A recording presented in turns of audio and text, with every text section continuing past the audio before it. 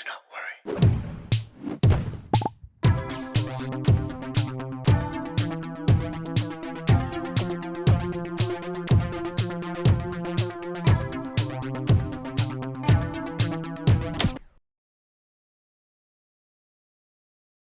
Hello, everyone, and welcome to a brand new Do Not Worry stream. I am your host, Anthony. I've been transformed into a bonsai tree. No, here I am, folks. Unfortunately, I've not been turned into a tree, but that tree is the reason why Maki can't be with us right now, Maki and Nata, because apparently bonsai trees are toxic to cats, which I didn't know. I received this beautiful Christmas present. How beautiful is that bonsai tree? Look at that. Look at that curve, folks. I want to try to find a way if I can put it like behind me or something. But I just recently gave myself a bit more space, a bit more room to move my new big chair around. Go left, go right. Have a little bit more room here. So I don't know if I want to stick a tree right here. But yeah, bonsai tree inspired by, of course, the Karate Kid, Mr. Miyagi. His beautiful gift to Daniel-san. Hello, everyone. Welcome. It is a very nice tree, right? Look at the color. Look at the pop on that color. Very nice tree. I got lucky with that one. Hello, everyone. You might sound that I'm a little bit sick. Lozenges, hello. I need a lozenge. Hello, lozenge. I don't know if you guys can tell. I'm still under the weather. Me throat isn't feeling great. I have just a cold, I think. Might be turning into like a quasi flu. But hey, we're going to power through, folks, to give you guys the important news that you crave, that you need to go along your merry day on this Monday? Yeah, I'm out of it, folks. I've been out of it. Hello, everyone. Is my live chat not working? Looks like my live chat is not working, or it might take a second to work. If the live chat isn't working, I do apologize. It doesn't seem like it's working right now. Sometimes there's like a delay. Hello, everyone. We'll see. Oh, it is working now. It is working. Welcome, everyone. Welcome. We're going to be doing a fun little stream today. I'm not sure how long it's going to be. Maybe around 2 hours. We're going to be talking about Ethan Klein has been messaging Idubbbz and Anissa, like weird-ass messages nonstop. So we're going to talk about that. AB had an interview with his badass dad. Let's say that. His dad, who was like a huge pillar of like the Muslim American, Arab American community. But I slipped in a little super chat in there because I really wanted to hear his dad's thoughts on something, and AB's reaction to that was kind of funny during their live stream. So we're going to talk about that as well. A couple of random things up front, some airline food stuff. Also, you guys are seeing my intro. You're seeing all these people in my intro animation. You're like, Anthony, you've been hosting the show alone for so long. When are we going to see Nour? When are we going to see Karine or Nadim? Thursday, folks, we have a crew stream, and I'm going to, that's it, like, this week I'm working on trying to establish, like, a schedule, a proper schedule that we will try to abide by. So we're going to try to pick, like, one day a week where the crew's going to be here. You guys can expect to see the whole crew here for a nice, fun stream. So this week it's going to be Thursday. Nour and Karine, at the very least, are going to be here. And hopefully it'll be every Wednesday or every Thursday, a stream with the crew, and we're going to have fun. And I'm going to try to be a bit more organized over here. All right, I promise y'all. So look forward to another stream on Thursday. And I also might be playing Avatar on the gaming channel tonight, folks. Speaking of the gaming channel. Subscribe to the gaming channel, folks. Do not worry, gaming. Let me put that link up in the description right now. Not in the description. It is in the description, but it is also in the live chat, folks. Make sure you get in on that live chat. It is pinned on top of the live chat. Subscribe to the channel. I already played part of it. You guys saw me playing with Demi. It's a really, really beautiful, trippy game. So we're going to be... I might be doing that depending on how tired I am. I'll let you guys know at the end of this stream whether I have it in me to play some Avatar. But I definitely want to play some Avatar this week. Jim D. Dukers has just gifted 5 Do Not Worry memberships. Holy hell. Thank you so much, Jim D. Dukers. Folks, and as you guys will notice right here, we have a members goal. If you guys want to support the channel, feel free to do so by becoming a member of this channel, by supporting us on Patreon, or by engaging in the live chat if you guys want to throw in a super chat. But no pressure. You guys don't have to do any of that to support the channel. It is more than enough for you guys to simply like the video, subscribe to the channel, become a Do Not Warrior, engage in the live chat, engage in the comments if you're watching the replay, and we will love you forever. But let me take a second to thank some of our lovely members. Members like Half Tooth Replica, No Nubix, Meow Meow 2503, I'm Baby 9365, Amanda Snow, Zen Sunni 93. Shihab Malik 3780, Aywa, an Arab, Jordan Star, Amateur Farmer 3042, Reed Camp, Fit with Hima, And F. Wisa, thank you so much to our lovely members. Whether you pay for your membership, whether you've been gifted a membership, we love you. We appreciate you. You guys make sure that the lights can stay on here, that I can pay the crew. We appreciate you very much. And members get an exclusive live stream every single week. You guys, I need to figure out a day where we're going to do a live stream this week, but there's going to be a members live stream this week. So if you guys want to enjoy some extra content, we might do some gaming together, something fun. Consider subscribing. And those live streams are then uploaded onto Patreon as well for our patrons. And let me take a second to thank some of our lovely patrons also with whom we cannot make the show. Ilian Mujabir, Daniel Nekhle as our God tier patrons. Superhero patrons like Claudia, Khawla and Ahmad, Pee-wee Hernan, Jordan M. We love you so much.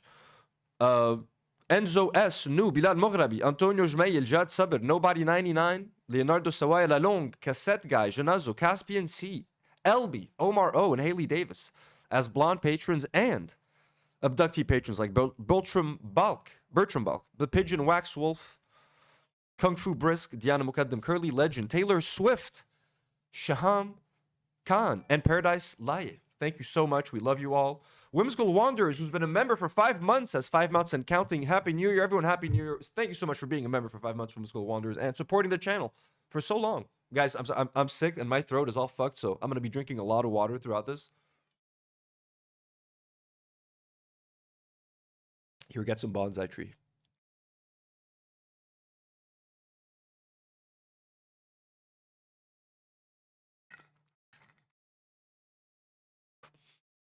And yes, it is the Taylor Swift.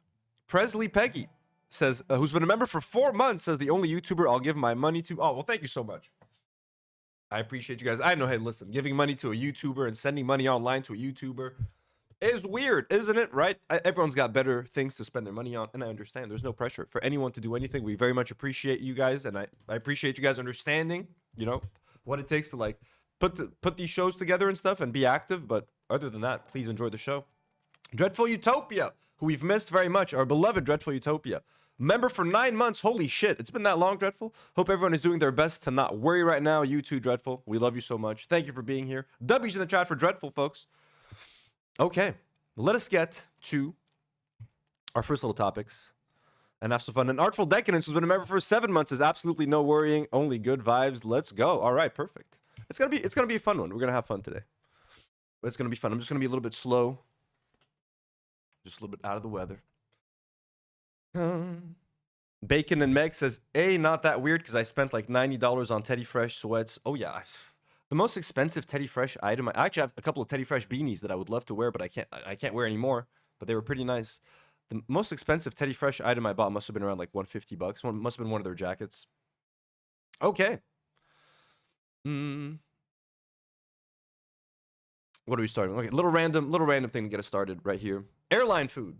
This has been going viral on Twitter, folks. Payman Jessa1312 has just become a member. Welcome to the Do Not Worry family. You have now become an official Do Not Warrior. Thank you so much, Jessa. We love you so much. Payman Milanfar tweeted this out. Hey, United, is this a joke? I just flew 5 hours plus in first class, and this bowl of sadness is what you serve me for dinner. Between the 3D printed mystery meat, the cafeteria cheese cubes, and the whole tomato I need a chainsaw to cut, this is genuinely unbelievable. Now, this seems like there's no community note that says that this is fake, and actually United Airline, you can see them right here in the reply saying, we're sorry the meal didn't meet your expectations, Payman. This is not the experience we want for you. If you'd like us to look into your flight details, please feel free to send us a DM with your confirmation number. And this is obviously gross looking. I don't know what the fuck kind of meat this is. Jim, who's been a member for 4 months, says, love your friendly neighborhood mod team. Oh, absolutely. Love to all our mods. All of these lovely blue names in the chat and all our green names. But all these blue names that are here working for absolutely no credit. We love you guys so much. Beloved mods. I mean, actually, Jim has sent some gifts here that I could, if the fucking Lebanese post office were to get its shit together. But anyways. We'll get to that later. Jim, I've not forgotten, I promise. This is nasty. Look at this. This looks like either turkey. This looks like turkey, probably. They're not going to serve ham on a flight because they can't risk it in case, you know, there's someone Muslim or someone doesn't want to eat ham or something like that. Someone doesn't eat pork. Turkey is the much safer option to serve on a plane. Doesn't offend anyone. Doesn't taste like anything. So this looks like a bunch of just processed, fucking really processed supermarket turkey. You know what I mean? Like here in Lebanon, there's a popular brand, La Piada. I can't remember what kind of brands you guys have in the States for stuff like this, but just your regular turkey, just cut up, stacked. It's like slices of turkey that got stacked on top of each other and cubed. That's disgusting. Look at that.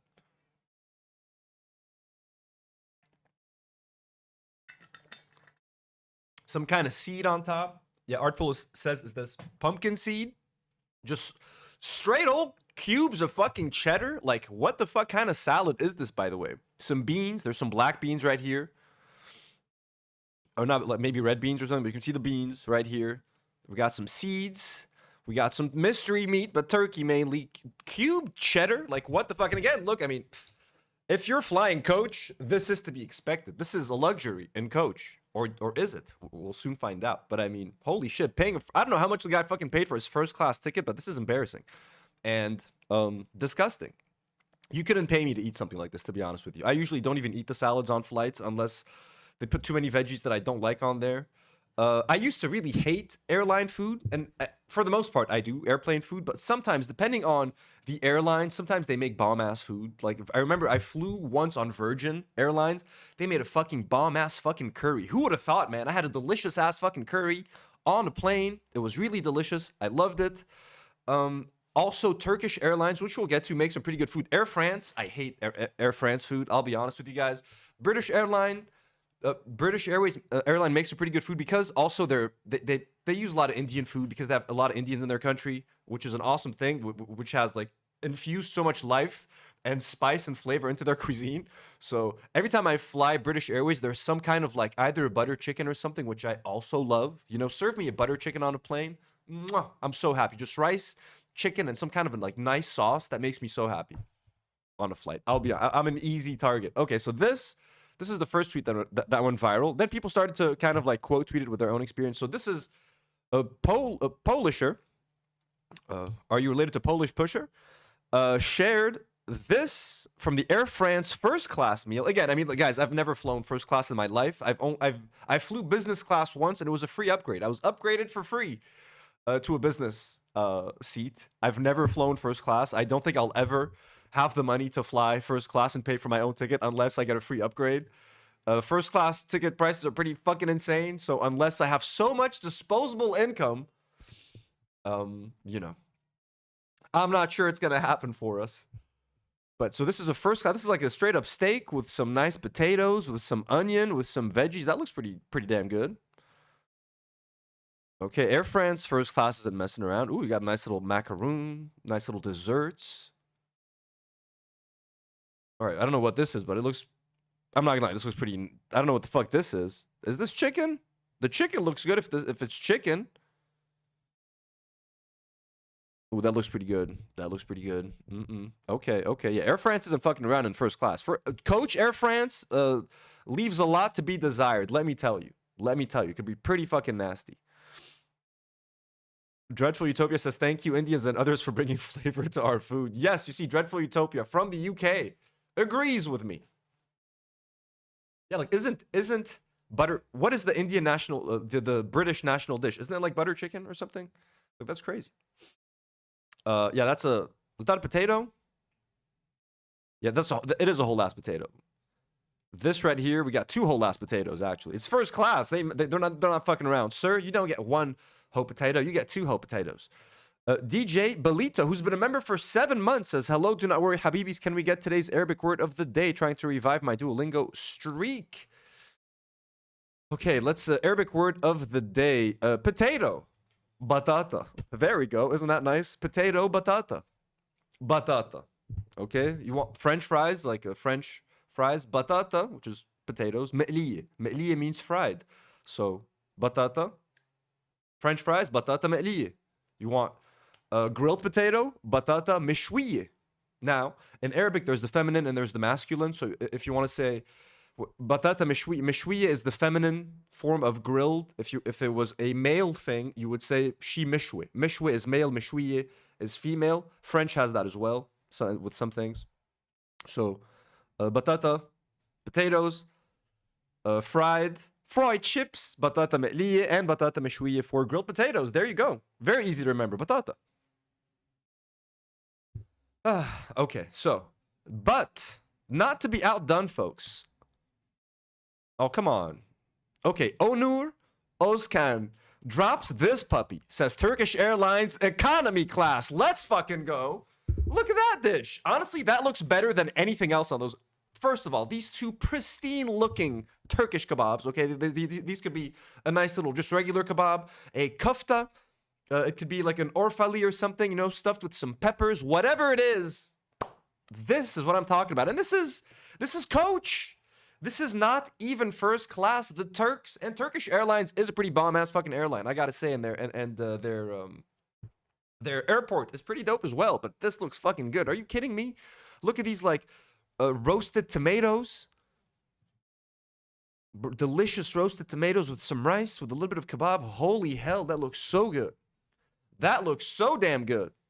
Honestly, laps this first class. I mean, okay, look, this still looks pretty good. Okay, this steak looks pretty bomb. But I mean, Coach, this steak cost this person about like 15 times the ticket price. You can't fly first class for less than a few grand, few $1,000 at least, you know, 4, 5, 6, 7, sometimes 10K, 20K if you're getting into like the Emirates and you're like sleeping in your fucking thing and you got the room and the reclining seats. It's nuts.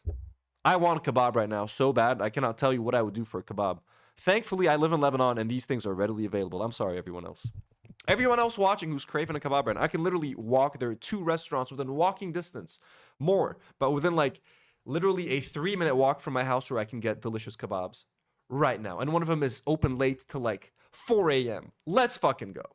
Let's go. I shouldn't eat kebabs tonight. I'm not feeling great, but I mean, hey. Hello, everyone. Ali, hello. Brat, hello. Hidden Iron, hello. Marina just dropped $2 and says, I ate shawarma in Turkey that wasn't good. Lebanon wins. Oh, yeah, I'm sure Lebanese shawarma is better. I'm sorry, Turks. The one thing I've been to Turkey, guys. I've been to Turkey recently. My biggest complaint about Turkey, their sauce game is off. People keep like, yeah, but the kebabs are so good and their meat is so perfectly seasoned that you don't need sauce. I'm sorry. Yes, you do need a sauce, okay? A little bit of hummus, a little bit of garlic, a little bit of something, a little bit of tahini, just to go along with that sandwich. Turkish food was great. Their kebabs were delicious, but like a little bit of sauce goes a long way, okay? And no, it doesn't mean that if we as Lebanese like to put sauce on our meat, it means that our meat is not perfectly seasoned. It is quite perfectly seasoned, I will say, okay? Just use some fucking sauce, Turks. That's all I'll say, okay? The Greeks also have some good kebabs. Listen, this whole area, we all make good kebabs. Shabib Killah. Except the Israelis. Okay. We talked about much less fun topic to talk about. This is really gross. And trigger warning as well.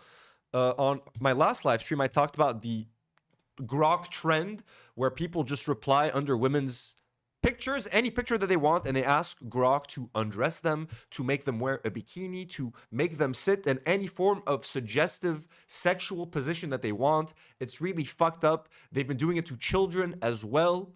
Last week, I could like all I was talking about was the examples of them doing it to him, but I found some examples of them doing it. And you can't see the example. It's just people screenshotting part of the example and like tagging Netflix and stuff. But it's kind of insane. Trigger warning. You're not going to see anything.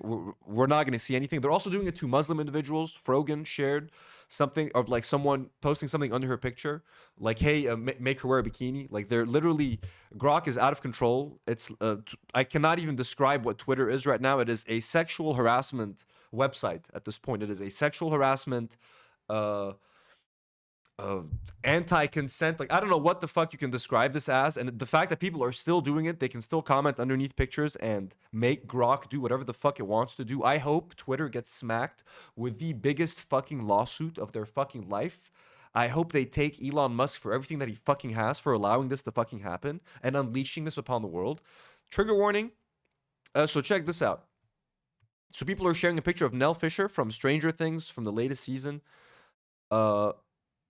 Innocent photo of her from the season, and then right underneath Harold. Again, just anonymous fucking weirdos as well. Like it's just fucking people who have no repercussions. You know what I mean? You just don't even put your face out there. You write a fake fucking name. Grok, take her dress off, please, and thanks, but do not change singles. Other thing about the photo, and then Grok actually obliges and does the fucking thing. They actually do the fucking thing. How can you allow this to fucking happen? And then Grok be like, oh, there's some safe, it must have passed some safeguards, but if you notice anything, please let us know. If your product, if the software that you're using on your site has a 0.00001% chance of creating CSAM, it should not be allowed on the site. Point à la ligne. Fucking done. Over. Over. You shouldn't try to fix it while it's still up. You need to stop Grok right the fuck now.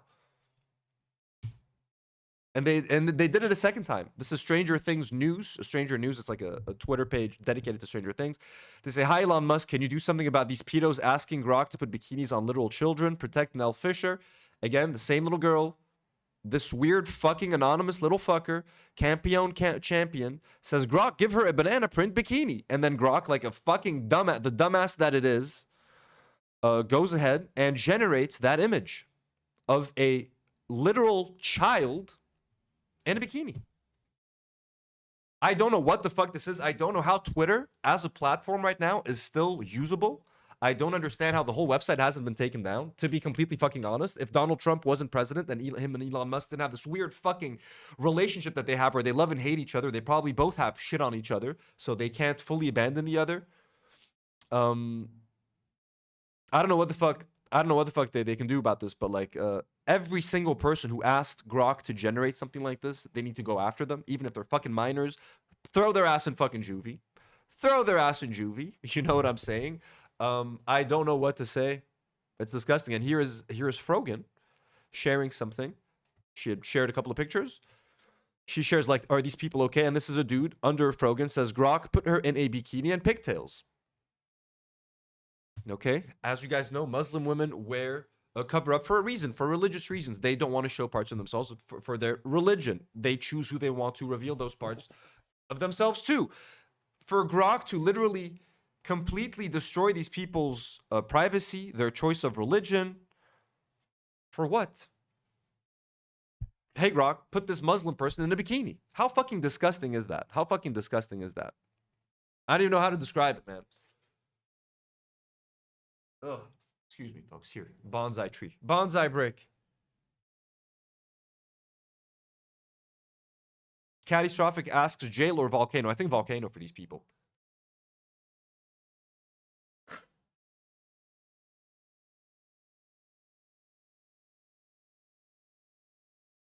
I think definitely volcano. This is like the most disgusting thing of all time.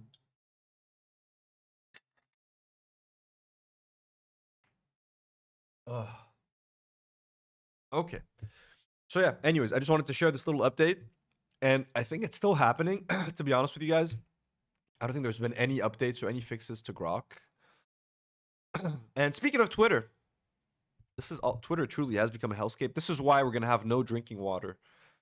3, 2, 1. A trigger warning, by the way.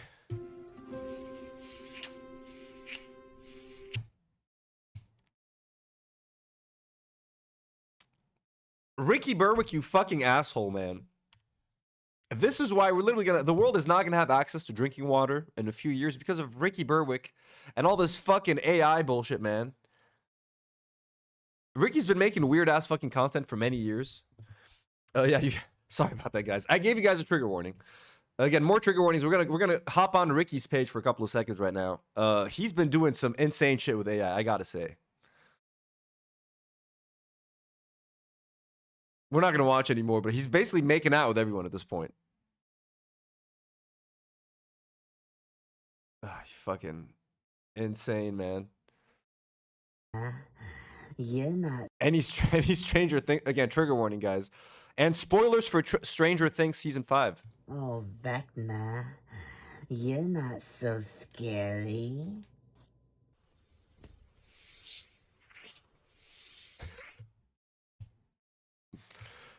But listen, if you're gonna use AI for anything, it better be like the dumbest shit on the planet. But I mean, yeah, I guess. Just a little transition break. Anyways. Damn. Okay. Let's get into one of our main topics for tonight. Sorry, guys. I told you guys, spoilers for season 5 of Stranger Things. This happens in the finale. Ricky helps them out and then takes out Vecna himself. Ethan Klein has been talking about Idubbbz for a few days now. This is in late December. We have Idubbbz and Anissa. We're watching, I think, 90 Day Fiance, and I think one of the contestants or one of the people from 90 Day Fiance came from Iran. So this is what they had to say about Iran. And Ethan sort of obviously complained about it on his Instagram story, saying, "What brand of Western chauvinism is this? As a white, lightly educated American who has never left the continent, let me tell you what your country is really like. America simp." Let us watch. Singing and dancing like on the street, it just feels weird because if you do that in Iran, like they can arrest you. Did you know that? For dancing? Like this, dancing. like It's a little eye rolly, like why are you presenting it? 1 sec. Let me turn this down a little. So the guy is talking about life in Iran. Singing and dancing like on the street, it just feels weird because if you do that in Iran, like they can arrest you. Did you know that? For dancing? like this, dancing. like It's a little eye rolly, like why are you presenting it like it feels like he's fucking paid to do propaganda I know, for the U.S. yeah. like the U.S. Like So this is so strange to me because I'm seeing everyone having such a good time here, being so free. smiling and laughing. But in Iran, you would be arrested on the spot for having any sort of joy. if you were ever feeling joy, they would arrest you in Tehran, Iran. Like it's just so. Yeah, it's a little over the top. Yeah. Listen. Yes. So they're accusing the guy of basically overblowing the situation over in Iran and him maybe over exaggerating the situation. And then Ethan, of course, who believes that Iran is a hellhole and who believed that Israel had every right and every reason to bomb Iran just a few months ago when they started a war with Iran. So who's obviously all into that. Shared this in order to try to make Idubbbz and Anissa look stupid. As you guys know, that's his thing. He's on break, by the way. He's on vacation. And then Idubbbz kind of responded to that whole thing. But I mean, let me just give my quick opinion. The situation in Iran is very complicated. Yes, there has been like a morality police in the past, and people do get arrested sometimes for like not wearing a veil. But like it really depends on. I'm not an expert on the situation in Iran. My sister's boyfriend is from Iran, and I had one of my best friends in college was from Iran, so I got to speak with them, and I know what's kind of going on there now. Like for example, a couple of years ago, after they killed Mahsa Amini in the street, that this story went viral and at least led to a lot of protests. This girl was basically beaten to death by the morality police in Iran for not properly covering her hair, and that led to a sort of like mini revolution in Iran. And ever since then, it's been a couple of years where apparently women can walk around Iran without a headscarf and like nothing really happens to them. Like legally, it's still they're technically not allowed to do it, but like you still can. People can walk. You can go to cafes. You can go to restaurants. People live their life in Iran. There have been periods that have been worse before the revolution, after the revolution. We're not going to get into all of that right now. And like yes, of course, Iran is not the beacon of like personal freedoms. The reason why I don't like to engage, the problem that I have with people that criticize Iran, because it usually jumps straight into Islamophobia. They force women to wear veils, and they don't let people kiss in the street, and they don't let you drink alcohol. I'm like, dude, you're just complaining. Like you're also comparing Saudi Arabia. You're also describing Saudi Arabia at that point. And Iran is way more chill than Saudi Arabia. Brat6738 sends $5 and says Ethan is racist. Oh, absolutely. Oh, absolutely.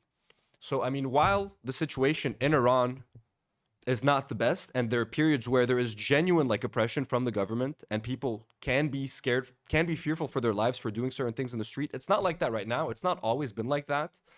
And it's certainly like, look, if you really want to find out what it's like here's a vlog from a dude, Colin Duthie. I visited Iran as an American in 2025. There's a bunch of these videos online. Like you guys can see what Iran is like.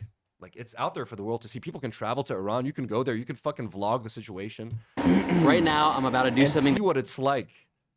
So it's not what the media portrays it to be. Okay, it's not perfect, but it's also not like people are not oppressed 24/7 there. You're not gonna get shot in the street. At least not currently, but people did. Like that's the. I don't want to sound flippant. And I remember I had someone once. I was talking about something and I sounded pretty dismissive of what people were saying about Iran. And they're like, "Yo, I'm Iranian. We've been through some shit there. Don't be so dismissive." So I don't want to be. And the fact that someone died in 2022 for not wearing a veil, that's fucked up enough. Her and a group of women were all beaten. So. That most Americans would never even consider. In 20 minutes, I'll be boarding my flight to Tehran, the capital city of Iran. And well, let's just say the relationship between our countries is tense. For most Americans, Iran is a no-go zone, a country we're told to fear, avoid, and even hate. Every day, it feels like we're one headline away from World War III. And Iran, well, it seems to always be at the center of it all. But what if there's more to the story than just politics and propaganda? What if, behind all the noise, they are people living ordinary lives just like us? What's Iran really like? What do they actually think of Americans, and will I make it through the trip? Like, I mean, I would urge Ethan and Ela, who are like, girl power, yes, we're bombing. We have female pilots bombing Iranians. Let's go, freedom. Like, maybe you should watch a video like this and see who you're bombing. Humanize your opponents, but no. The next week, I'm traveling through the entire country. I'm just speeding this up a little bit. Ator sends 100 ARS and says, PP Popodcast said, he said in his lawsuit that the blame for the Holocaust wasn't Alfonso Himmler, but the Muftis. How credible is that? Ethan says things that BB says and hates being called a Zionist. Did he really say the Muftis led to the Holocaust? Jim D. Dukers with a $5 dono says, judge people by how much they trigger Ethan. That's true. That's a great way to judge people. I think we're on that list. I trigger Ethan a lot. I mean, I think so, right? Of Iran. Let's go. But before the story begins, I have to introduce you to some of my friends. Kieran, he's British. Eli, he's also American. Ben, well, you'll meet him later. And Bob, our tour guide. So in other words, it's a classic boys trip to Iran. For the next few days, we'll be driving around the country, checking out what locals do in their free time, exploring parts of Iran you'll probably never see in the media, and even visiting the U.S. embassy that was overthrown and turned into an anti-American propaganda museum. But I won't spoil the rest, so let's jump right in. Well, we made it through customs successfully. Honestly, nobody really even asked us any questions. I showed our passports, and everything seemed pretty fine to me. And I'm not gonna lie, the nerves have kicked in. We're the only foreigners in this airport. So let the interrogation begin. I was thinking the same thing. We're definitely gonna be pulled into a different room. And we're the only foreigners on this. So today we are in Isfahan, and apparently this is the second biggest, oh, I'm so sorry. And apparently this is the second biggest square in the entire world, right here. There's two mosques here that are very important, and we're gonna go explore them. So let's go. I also just have no idea what to talk about when I'm walking around here. Like, I really have no idea. What do you do? And around, for example, when you do have to wear the veil, they don't have to completely cover their hair. They can wear like about like halfway. So they can, usually you'll notice a lot of Iranian women when they're veiled, it's like kind of like lightly covering their hair. It's not fully veiled like some people. I don't know, because this is my second video I've ever filmed. One thing I will say though is that people of Iran are so sweet and so nice and so receptive to the camera, which is really nice because it makes my job a little bit easier. What's your name? Hamid Reza. Whoa, Hamid Reza? Hamid Reza. Hamid Reza. Is that am I saying it right? Yeah. Selfie time. Wow, we look really sexy. Sexy? Yes. Yes, sir. There's a problem. I think this is a flawed method. We've lost our guide at least 3 times today. As you may know, if we're by ourselves, since we're American, we can get detained. Do you know where our guide is? I'm your guide. I am your guide. No, this is the issue, because we could technically be arrested here. I actually didn't mention this, but yes, if we're caught by some government official without Bob, well, that's not good. We found you. I thought I lost you. No. We're good. Yeah. Before we were going to be arrested. There wasn't really a plan for the day. You know, we were kind of just wandering the streets. But if we're caught without Bob, we get arrested. Why is that? Seeing where things would take us. And honestly, I've always felt like that's the best way to get a feel of a new country. That is so fucking beautiful, dude. Oh, we were kind of just wandering the streets, seeing where things would take us. And honestly, I've always felt like that's the best way to... That's insanely gorgeous. This doesn't even look real. This looks AI generated, dude. But this looks like a maquette, like a concept maquette. It's so pretty. This is so blue. Get a feel of a new country. And as an American, I expected a little discomfort, maybe some awkward stares or someone questioning what I was doing holding a massive camera vlogging myself. But maybe Iran was just chill like that. Who knows? It was only our first day. So right now we are heading to a carnival. Alhamdulillah. Alhamdulillah. Bob's coming with us, of course. Are you gonna go on some rides? Yep. Okay, we just made it to the theme park. Yes, I'm so excited. Let's go! Bob's the most excited right now. Like I said at the start, I wanted to see what life was really like here in Iran. So what better way than going to a place where locals go to enjoy themselves? Okay, so look, you see women, so okay. So I wanted to see what life was really like here in Iran. So what better way than going to a place where locals go to enjoy... This is boring. 2 women right here, they're not veiled. These 2 women, they're in Iran. They're not covering their hair, currently. Okay, and this video was released 6 months ago. So according to my sister, ever since the death of of Mahsa Amini, it's become like an unspoken sort of rule where like you don't have to wear the veil anymore. So it's right here. Look at that. This is 6 months ago. A vlog in Iran. Women aren't wearing. You don't have to cover up. Okay, and I'm not saying that they didn't have to in the past, and that women haven't been beaten or arrested by the military police, by the morality police for not doing so. But currently, this stuff changes all the time. Enjoy themselves. I can't really think of a better one. I'm gonna get epilepsy from being here. I think we gotta buy tokens. So right now we're gonna buy our tickets, and there's a ride that me and Karine need to go on. It's this thing that spins. Look at this scaredy cat. He doesn't want to go on the ride. Here we go. I don't know about the health and safety in this country, so I'm a little bit scared. You're not gonna strap in? No, I'm raw dogging it. I hate this! I think Kieran's gonna throw up! Karine literally almost puked all over me. Next up is the ghost house, whatever that means. I think it's a haunted house. And this time... All right, so anyways, you guys get the picture. Iran is a normal country for the most part. And a lot of the propaganda that you see, a lot of the way people talk about Iran, you see that online, is a direct result of years of propaganda to justify bombing Iran, to justify what Israel was just doing to Iran. Iran constantly has to be an enemy of the United States because they are part of the axis of evil. You know what I'm saying? But anyways, let's see. So Idubbbz responded to that. Idubbbz clarifies his position on Iran because I guess that video went viral on LSF, which is also like a Destiny subreddit, etc. Can you address this real quick? As someone who is a sub and has gifted, letting you know I've canceled my sub, seeing the ignorant comments putting down the Iranian man did it for me. A close friend of mine's parents escaped Iran for Italy and have told me how bad the regime is. It's not American propaganda. Very disappointed. Do better. Write me off as a troll. I don't care. I just want you to see the criticism and hopefully think before you speak. Honestly, I think this is... Everyone's entitled to their own opinion. When I see people talking specifically about... Like, if you want to be critical of the Iranian regime, that's great. That's fine. Like, if that... Especially if you have experience, right? But using another country to essentially say, like, America great, America awesome, that's where I have the problem with. I get where he's coming from. I understand what he's trying to say here, essentially. Like, okay, you want to criticize any country that you want, especially if you've lived there, you have the lived experience, as Ethan loves to say. I want to show you Tel Aviv, but if you have lived experience in any certain country, you can criticize it. Of course, you can criticize your government. I really got pissed when Mu'taz from Gaza was criticizing, like at some point, said something that like seemed like he was criticizing the resistance. Some people went apeshit. I'm like, dude, he fucking lived there. He survived X months of a genocide. The guy's allowed to say whatever the fuck he wants. If he wants to criticize the resistance, he has every single right to criticize the resistance. So, I don't get people who get overly defensive on that sort of thing. But to criticize something just to make America look better, I get what he means. But my bigger problem with it, the reason why I never feel comfortable when people, especially like Americans, really lay into criticizing Iran, because it literally turns into Islamophobia. The things that they point out, like they'll beat women up for not wearing the veil. Okay, if they like right now, they're not beating anyone up for not wearing the scarf, for not being veiled. Or at least for the most part, they're not, right? It's not really a thing at the moment. The fact that women have to be veiled to them is already a problem. The fact that people can't drink is a problem. The fact that it's just a Muslim country, a Muslim majority country, to them is a problem. And all of their grievances end up being about women's rights. They don't let women, and first of all, it's not like Saudi Arabia. Women in Iran can drive. Like, it's way chiller than Saudi Arabia is. But I mean, yeah, you can't go get alcohol, but people do, like...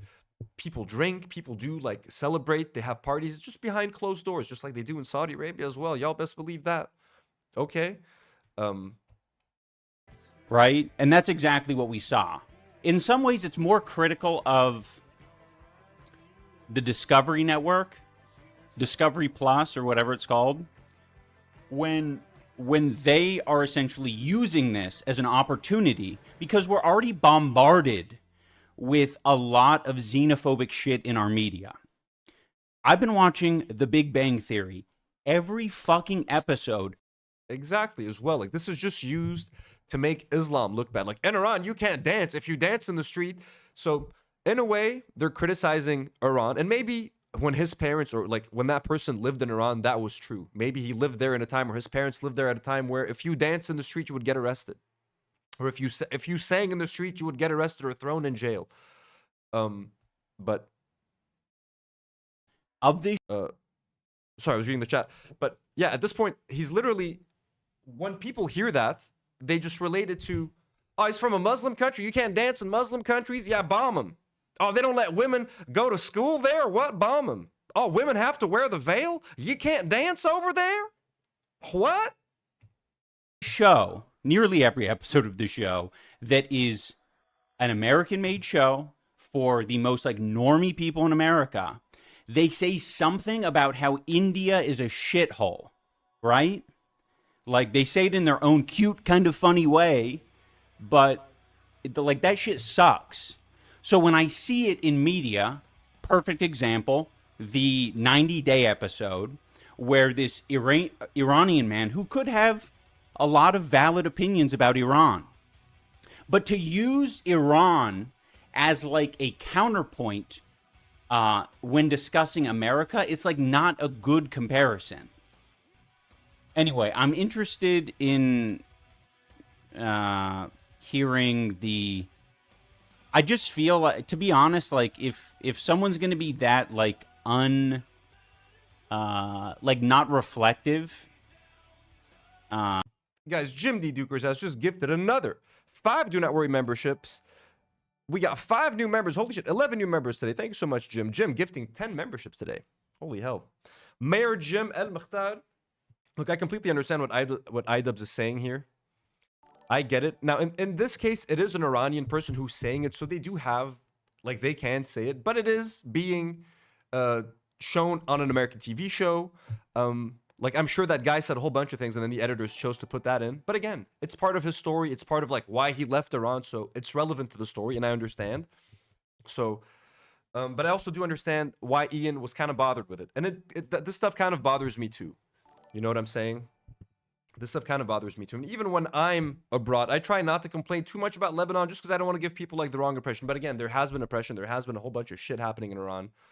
But like, it's really not as bad as people make it out to be, at least for the most part. And currently, like right now, it's relatively pretty chill. And right now, there's like a whole revolution happening right now. And like, you know, people are fighting for their rights and shit. So, but anyways, we don't have to... I don't want to put Idubbbz on the spot here. Like, he doesn't have to explain himself to me or anything like that. But he did explain himself anyways, if people wanted to. But anyways, Ethan was not done harassing Idubbbz about his opinions on Iran.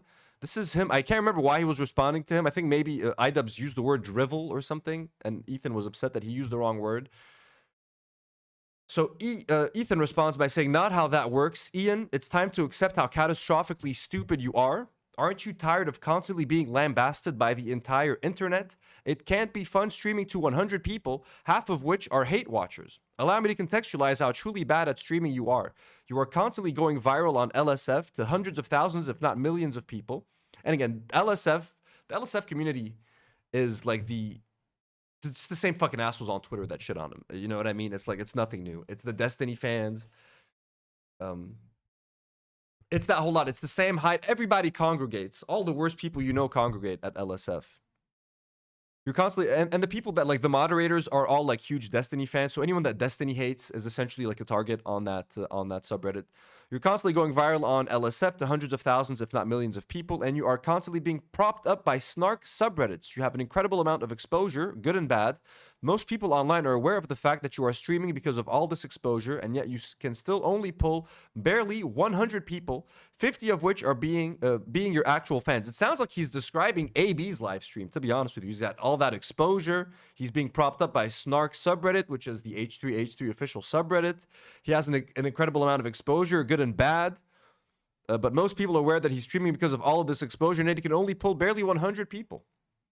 Are you describing your employee? Abdullah Ayad.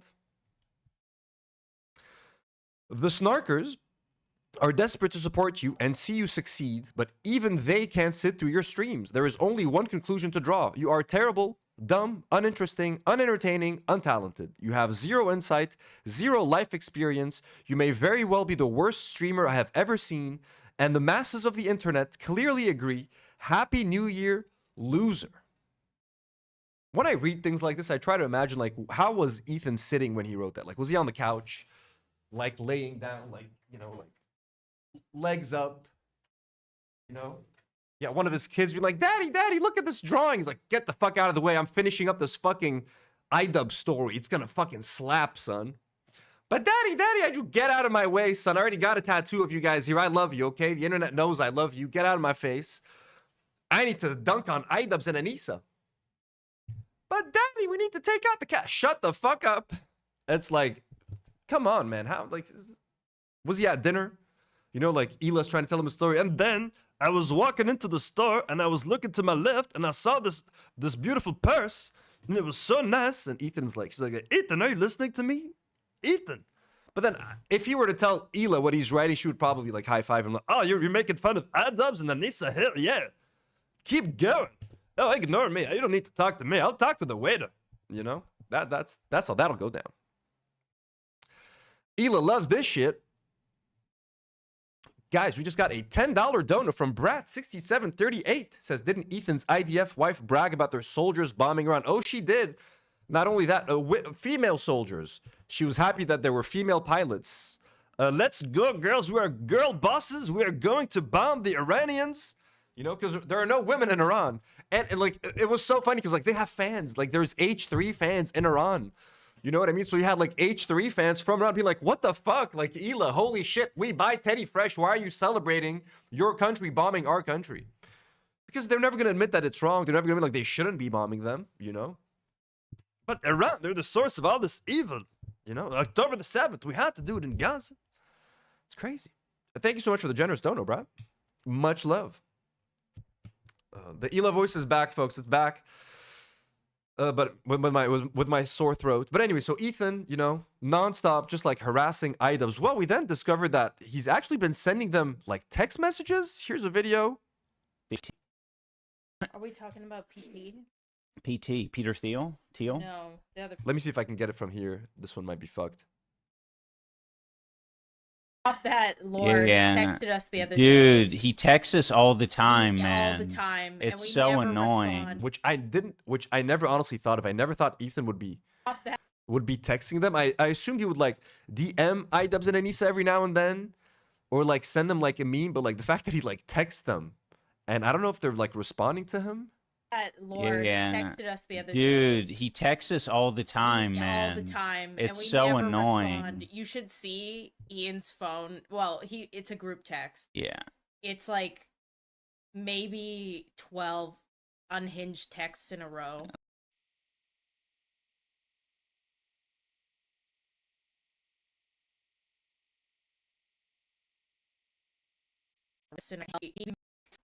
It's like maybe 12 unhinged texts in a row.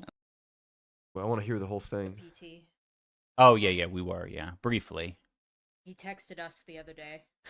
I'll drop that, Lord. Yeah. He texted us the other day. Dude, he texts us all the time, man. All the time. It's and we so never annoying. Respond. You should see Ian's phone. Well, it's a group text. Yeah.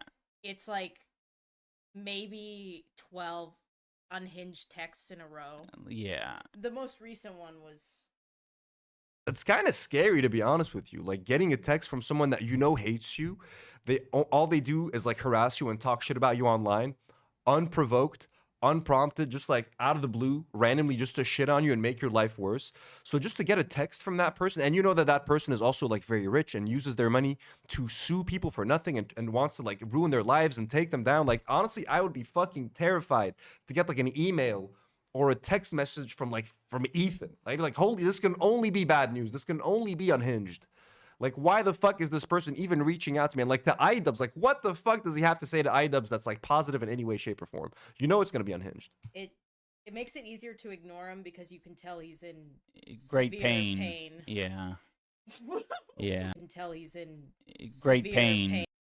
It It makes it easier to ignore him because you can tell he's in Great severe pain. Yeah. You guys might not be able to hear Anissa very well. She says it makes it easier to ignore him because you can tell that he's in great pain just based on like the weird messages that he's sending them. Yeah. So then Ethan, talking about ever the content goblin, Peter Thiel. you know, took this as an opportunity to, you know, he's on break, but he's got to prep the drama for the next episode. He's got to prep the drama for the comeback. They've got to stack that stuff up. You know what I mean? He's got to start some beef with Taylor Lorenz on the side, keep it going with Idubbbz.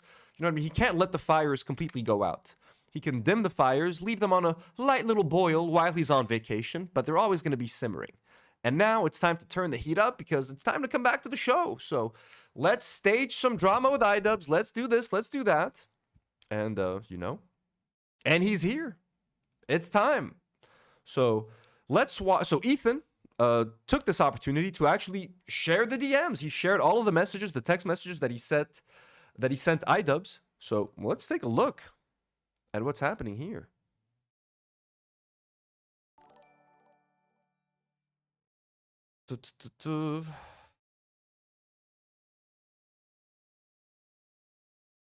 Mike Mota 9521 says a $2 dono. Thank you, Mike. Says, why did you delete your Hassan versus Ethan reaction? I deleted a whole bunch of videos from the channel. There's a lot of stuff that I put on private. There's a lot of stuff that I put on for members only.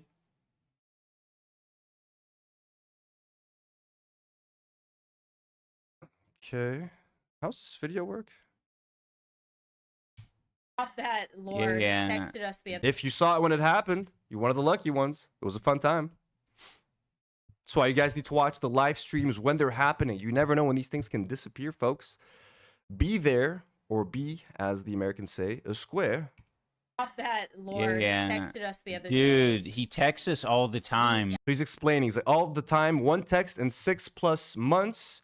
This is malicious or just snark brain. How do you not include us explaining it 2 minutes before? Lol. So he says this is genuine hurt and confusion from a friend. 6 months pass, and then on December 13th, he says, hey guys, hope you're both miserable. Say hi to the 100 people watching your stream. How's unemployment benefits in Canada? So this is literally on December 13th. So this is like just 3 weeks ago or something. It's about 3 weeks ago. So literally a few days before Christmas. Hey guys, hope you are both miserable. Say hi to the 100 people watching your stream. How's unemployment benefits in Canada? So Ethan explains that one by saying, I was drinking with a friend and explaining how you rat fucked me and felt so inspired to send you some holiday cheer. Immature, I admit, we do little trolling, which is funny, which is like, I mean, can you imagine being like a 40-year-old adult and having to listen to Ethan complain about his YouTube drama? Like this person he's talking to, again, I don't know. I'm just making assumptions. Probably has like a real life adult job. Maybe he's a teacher. Maybe he's a doctor, has to go in and clock in the morning. You know what I mean? He's got like a real fucking thing. And Ethan's there like, so this guy made a video about me and he's so snark-brained. The snark brain on that guy. And the dude's like, what the fuck is snark? I have to go teach children in the morning, Ethan. Like, what are you talking about? So this fucking guy, Idubbbz, he's so snark-brained, dude, you have no idea. He's so snark-brained. It's like, what is this? What you're talking to a friend? They probably want to fucking kill themselves listening to this fucking dumbass story you're telling them. They can't wait to go home. Haley D's in the house. Holy shit. Hello, Haley. W's in the chat for Haley, folks, an OG queen of this channel. We've missed you, Haley. Hope you're doing good. I'm glad I saw this. I'm glad I saw this. This message. Deculturation says, I only knew of H3 through their appearances on other podcasts and knew Ela was in the IOF and Ethan still had an Israeli citizenship. This fool knew that and more before October 7th. Are you talking about me? I knew they were Israeli, obviously. I knew they were Israeli. They used to have, Ethan used to have pretty good takes on Israel. Like, I never used to think he was an extremist. He used to hate Israel, the way he used to talk about it.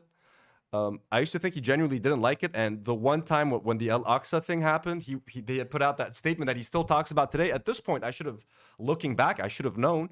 But yeah, the whole point of this was that I'm a fallen fan, deculturation. Or did you just find that out? Did you just find that out? Because that would be pretty silly. There's a lot of, talked about it a whole bunch. You know what I mean? That we were H3 fans and we're trying to make up for it now. So if you're just here to be a dick, I suggest you, you know, you rethink that. And then he sends this to Anissa. Anissa, I want you to know what a coward you are and a phony. I'm so glad. Oh no, so we'll get to that in a second. Man, all the time. it's and we so never annoying. respond. You should see Ian's phone. Well, it's a group text. Yeah. It's like maybe 12 unhinged texts in a row. Okay, so let's try to catch these.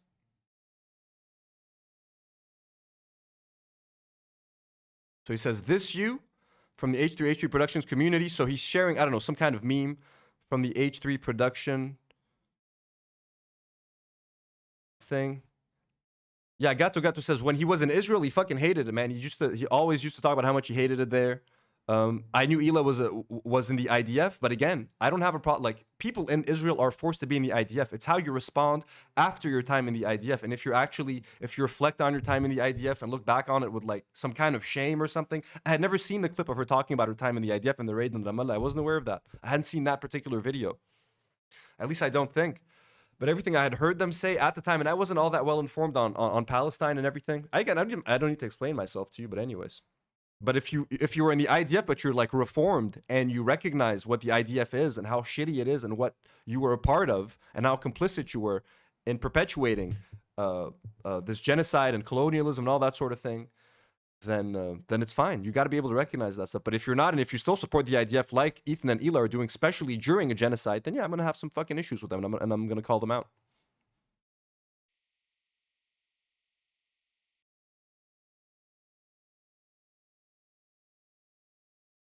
Let's continue. So he shares that. He says, this you, Anissa, you've been like this the whole time. How two-faced does it get? And Ian, you are beyond pathetic, man. Nothing to even say to you.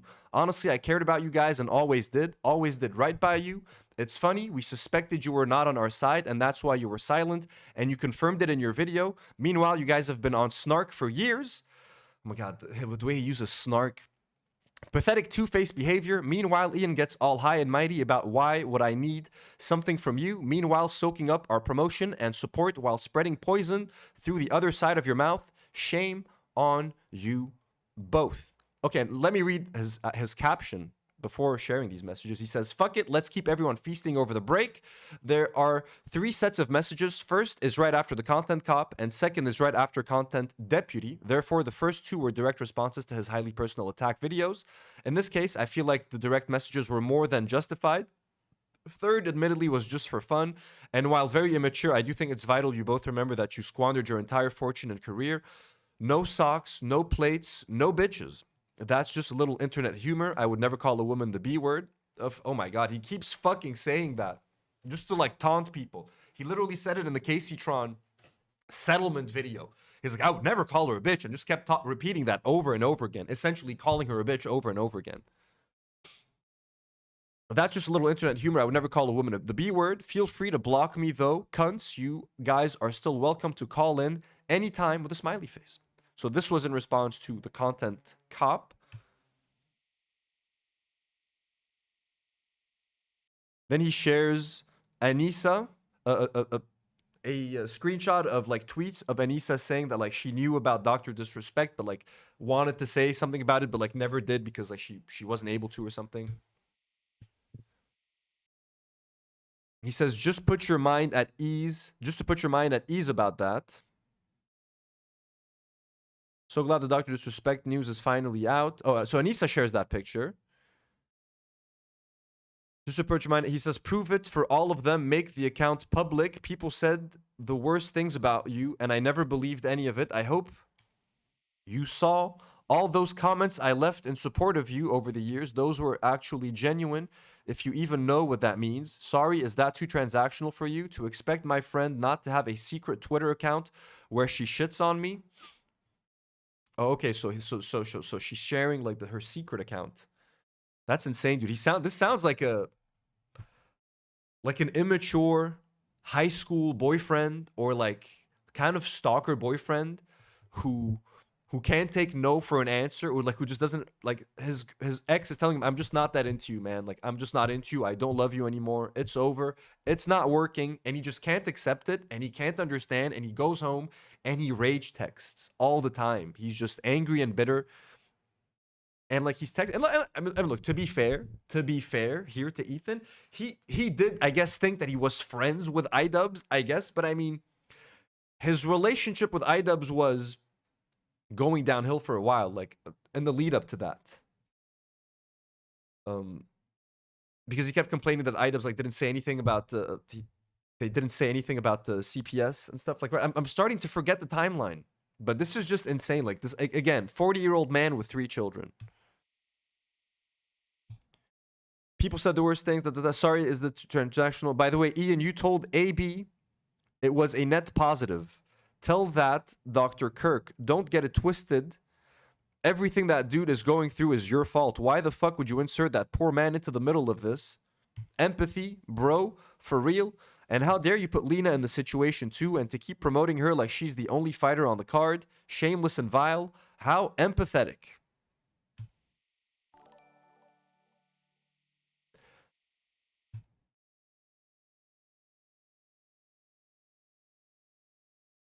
Then, okay, when did he send these? This must be like some weeks later. Let me try to find the other ones. This was April 23rd. Okay, so this all happened on April 23rd. And then 5 days later, is that 5 days later? I think that's April 28th. So then 5 days later, he just sends them another. So they didn't respond to him here. Sunflower Dragon sends $5. Thank you so much. It says Happy New Year, Anthony in chat. Happy New Year, Sunflower Dragon. Thank you so much for being here. And thank you so much for the generous dono. So 5 days later, after they don't respond, again, they left him on red, essentially. Again, Ethan, we're just not that into you. He just out of the blues, like, I heard you guys like kicking people when they're down. Let me return the favor. Fuck you both. You deserve what's happening to you. Oh, so now. So Idubbbz responds. Okay, so I guess he's sending them this after they announced that they're stepping away from Creator Clash. So Idubbbz, so this is what he means by you guys are feeling down right now. So because they just had to step away. Okay. So Idubbbz responds by saying, I'm guessing you heard we are stepping down from Creator Clash.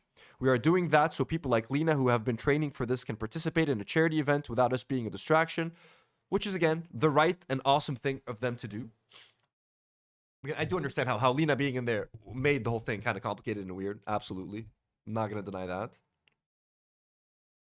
that. We hope when we are no longer involved, you will allow her to compete in something she's been training for. Ethan says, I'm not prohibiting her in any way, dipshit. Oh, bullshit. Remember, I don't know how I'm going to find the clip now. When Ethan and Ela were like, well, I mean, can't you just leave? Can you call them and tell them you want to be replaced? Like, they put all sorts of pressure and peer pressure on her to quit. They're like, we'll cover your training. Like, call Idubbbz, tell them that we'll find another opponent and we will pay. And I remember AB and Lena at the time both being like, I mean, look, I get you, but like, it's not just about me. My opponent has been training for months, and like, it's not fair to her. And I want to compete, and I've been training, and I want to kind of prove myself. And like, they had this whole walkout planned, and I remember like they revealed that she was gonna wear like a Free Palestine robe or something. So they very much wanted to participate, and Ethan and Ela were on the show being like, well, can't you back out? Tell them, text them that we will pay you. We will recompensate for quitting and for stuff, like the whole thing. I remember that very well, man. So they didn't outright tell Lena to quit. No, they did not be like, you have to quit. You cannot compete in Creator Clash. But they made it seem like they said, we're not going to support it. We're not going to promote it. We wish you weren't like, we wish this wasn't happening, but like, you've trained, so I guess you have to do it. We get it. You trained, but like, if you can get out of it, get out of it. And like, they were asking them on stream. I remember like, hey, text Ian right now. They were telling AB like, hey, text Ian and ask him if you can drop out. Like, okay, you didn't make her sign a contract that says you're gonna leave Creator Clash, but you very much implied, you made her very uncomfortable, and you're the man who pays her salary, you're her boss. By you saying, hey, can you drop out? It is such a heavy implication that like, yo, don't fucking do this, and we're not gonna be fucking happy if you fight in this guy's fucking event. Let me see if I don't think I can find this anymore. Let me write Ela, Lena, Creator Clash. Ela, Lena, Creator Clash. Drop. Let's search Twitter for this. Nah.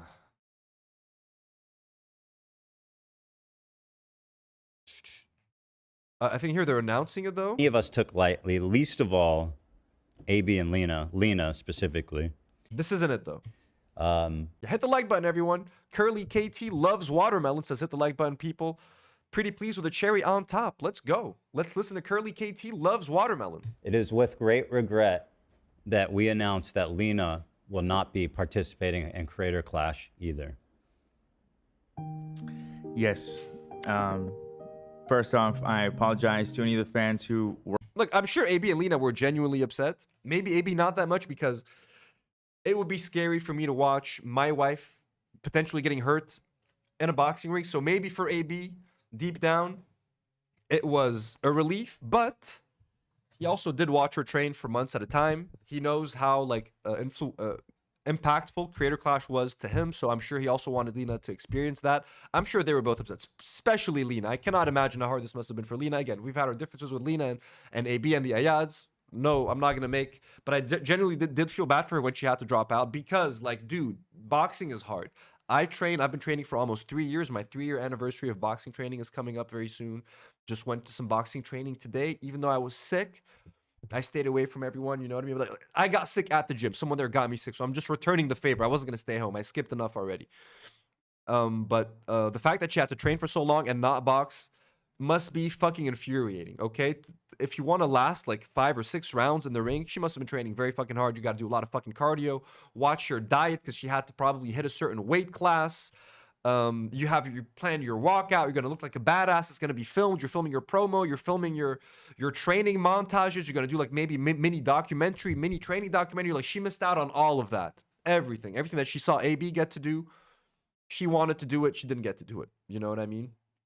And then you can see that Ethan here is pretending to be sad. Like, he's like, oh, look at that fake sadness. Any of us took lightly, least of all AB and Lena specifically. It is with great regret that we announce that Lena will not be participating in Creator Clash either. He can barely, look at that. He is like about to smile. He is like he's like fighting hard to not smile. And so she was kind of put in a really shitty situation. And look, she was. Lena was put in a very difficult situation. To be fair, I mean, she's part of the H3 podcast, and like the content cop came out, like, she was put in a very awkward position. I think it's very easy to admit that. You know what I mean? It doesn't mean that Ian and Ethan and Anissa have to like remain silent about everything that Ethan is saying and doing. But you know, they were kind of in an impossible position. Like, if they don't compete, they're screwing over the event. If they compete, their boss is going to hate them. Now, should they care what their boss thinks? They do. We don't. Jim D. Duker sends a $2 donor. Thank you so much, Jim. It says Sam was right. Sam was always right. We miss Sam on that show, man. I can only imagine how different the H3 podcast would be if Sam had stayed. Megger Maggie sends a very generous $5 donor. Thank you so much, Megger Maggie. Says, don't forget Lena laughs and makes jokes about denims and Frogan too. She's an adult responsible for her decisions, play stupid games, win stupid prizes. I mean, that is true. She does make fun of them, doesn't she?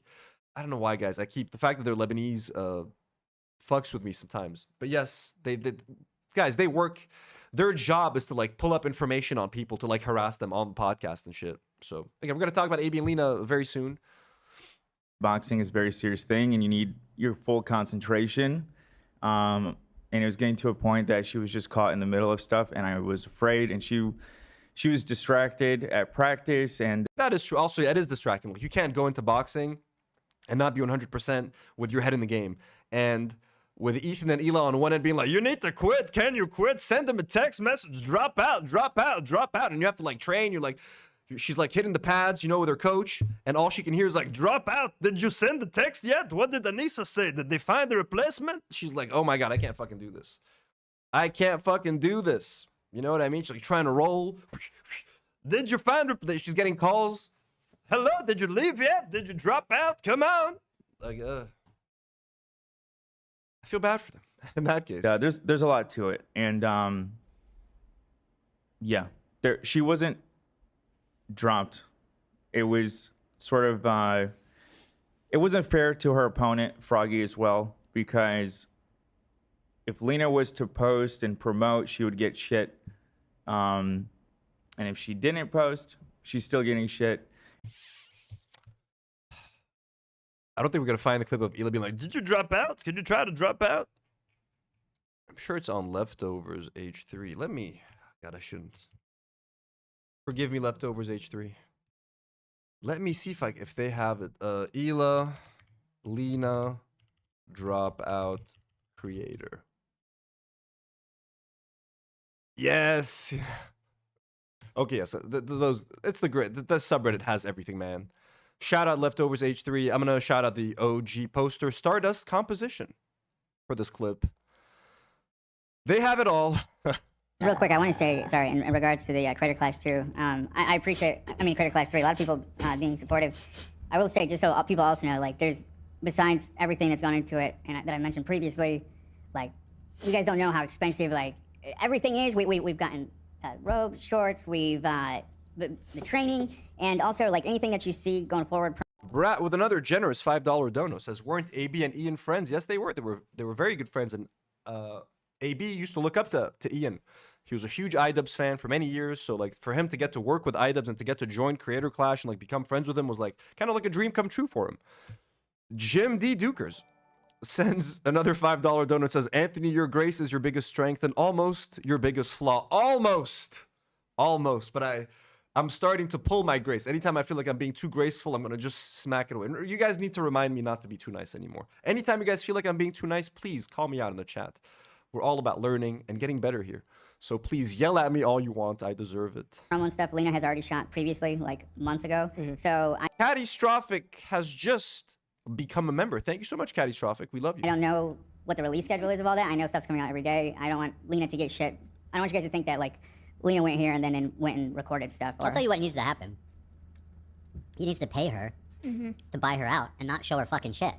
This was his decision, right? To make this video. So this is where like he needs to buy her out. They need to pay her for the training and she needs to not compete. This is what they were essentially saying from the beginning. You know what I'm saying? So once again, so they didn't ask Lena to leave, but they made it very clear they did not want her to compete, and they even offered to pay and you know, refund Idubbbz themselves. He threw Dr. Kirk under the bus. He threw Lena on the bus. He did not care or think for 2 seconds about the people who was hurting doing this pointless content caught.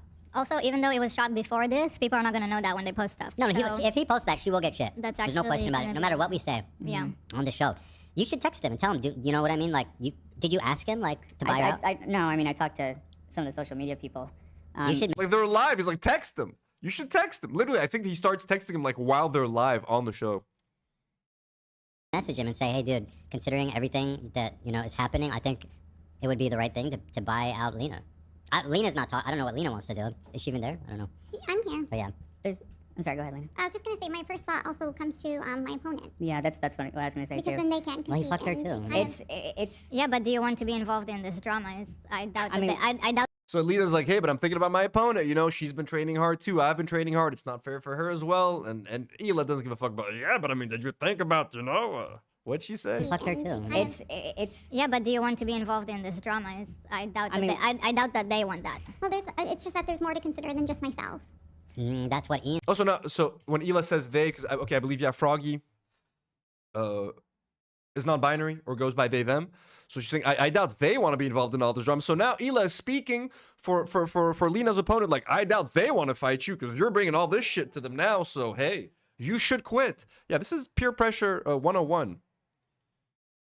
Jim sends $2 and says, no more grace for AB, Lena, Danner's like, I was pretty graceful to them in the last live stream, but at the end, I just kind of let loose. Didn't I, guys? When I was like, listen, you don't have what it takes to make it in streaming, AB. Okay? I kind of, you know, I was nice, and then at the end, I was kind of a dick, right? But I still felt bad about being a dick. I still felt bad about it. That's the thing, guys. I feel bad. That was Ian's responsibility when he made that video. Sometimes, though, Lena, you do need to put yourself. True. No, yeah, that's true. But and then in that case, I also think about just all the time and the training I put into this. It's a lot mentally and physically. Like it is. Look, honestly, look, despite what you think about AB and Lena, training for boxing is very hard. Mental dedication, physical dedication, it is exhausting. The closer you get to the fight, you start doing 2 a day. So you're training in the morning, you're training in the afternoon, you're running all day, you're on a like calorie deficit. Yeah, she's dedicated. And you're sparring, you're getting hit in the face. So like she did all of this sparring for nothing. So like what they're asking her to do is like is a lot. Like, just drop out of the event. It's like, it's not like a party that she just decided to attend a week ago. She committed to this months ago, spent hours and thousands of dollars, put her body on the line. Months and months of her life for this. I mean, Lena goes like pretty much every day after work. And she wakes up at 5 a.m. Can I be before honest? work as well. I'm just gonna tell you honestly. I support you. All of us support you. I'm telling you, like, you're gonna go. I'm gonna watch you fight. I'm gonna be proud of you. I'm gonna be happy. There's gonna be people in the audience that are gonna be pissed off that you. No, we know. That you participated in it. understand And there's nothing I can do that's gonna stop that. Yeah. And there's nothing that I can do. So he's telling her, listen, you can go fight, you can go participate. But there's going to be members of this community that are going to hate you for it. They're going to be very upset. And there's nothing that I can do to stop him. Motherfucker, tell him to shut the fuck up. Tell your audience, like, listen, guys, we're here to support Lena. She's been put in a very difficult position where, you know, the people who are organizing the event she's fighting for and I are beefing now. So I understand that. But we need to fucking support her because she's one of us. She's family, family, family. Let's go. If anyone writes one mean comment, you're blocked from the community or something. He's happy to let them abuse her because that's what he wants. He wants her to get shit for this. So he's like, there's nothing I can do to stop him. When he wants people not to talk about Ryan Kavanaugh, what does he say? And now I urge you, please leave Ryan Kavanaugh alone. Please leave him alone. When it comes to Lena, hey, I can't do shit to stop it. You're on your own, girl. Fuck. Creator clash? Yeah, dabri halik. Fucking, you're on your own, girl. When it's time to leave Ryan Kavanaugh, please. The matter is settled. Please leave Ryan Kavanaugh alone. Even for Casey Tron, he was like, now that I've settled with Casey Tron, you may stop your harassment. You may stop your abuse. That is essentially what he said. Wink, wink. You know what I'm saying? Lena, hey, there's nothing I can do to stop it. Shit. My fans are going to hate you for it. Yeah, it's a shitty situation. Sucks, dude. I don't know what else to say. Well, if he bought you out, would you consider? If he bought her out and was able to find an opponent for, because we don't want to screw So tell over. him. Message him right now. It's not so simple to find. I mean, I will message him. They've done it before. Yeah, they kicked out that dude Froggy. Whoa, Stev Nated sends $10 donut. I think it says, I've never done this before. Stev, is this your first ever super chat? Thank you so much. If it is, what an honor to. And you're a member as well. It says, I've never done this before, but Anthony, please keep being nice. It's what makes you stand out. I've had enough petty meanness from Ethan. Well, thank you so much, Stev. Weirdly enough, you guys think I'm too nice, but the rest of the internet thinks I'm fucking unhinged and crazy because all they've seen of me is me laughing at Israelis running from drones and me talking about Asmongold's dad. So you guys are like, Anthony, you're too nice. And everyone else on the internet is like, this guy's a fucking unhinged asshole. What a fucking weird world we live in, isn't it? Stev, thanks so much for the generous donut. That means a lot. Fresh last time, you know what I mean? Froggy! Froggy! When they didn't like someone, they had no problem kicking him out immediately and replacing him right before the event. Right? So clearly it can be done when they want to. You see, He look, didn't like they have someone, they had no problem kicking him out. It's not so simple to find. I mean, I will message him. They've done it before. Yeah, they kicked out that dude Froggy. He's like, I mean, it's not easy to find replacement. Elon right away, he's like, well, they've done it before.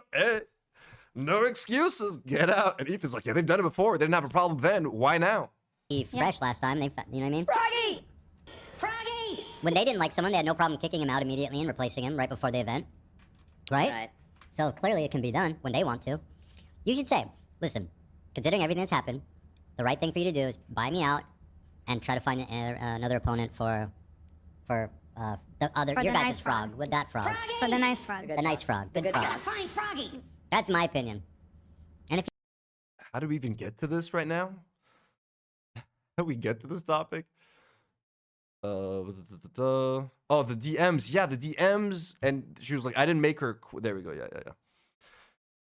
We hope when we are no longer involved, you will allow her to compete in something she's been training for. And then Ethan says, I'm not prohibiting her in any way, dipshit. This is all you, my friend. Well, Ethan, we just watched you and Hila for like 5 minutes sit there and fucking peer pressure this girl to fucking quit the event. So you may not have forced her to, but you were very influential and a very big weight on her shoulders, and definitely a major part in her decision-making process for leaving Creator Clash. So don't try to wash your hands from this, Ethan. He says she was fine. Everything was fine until you dropped that video. You both are so insanely selfish. You put her in an impossible situation.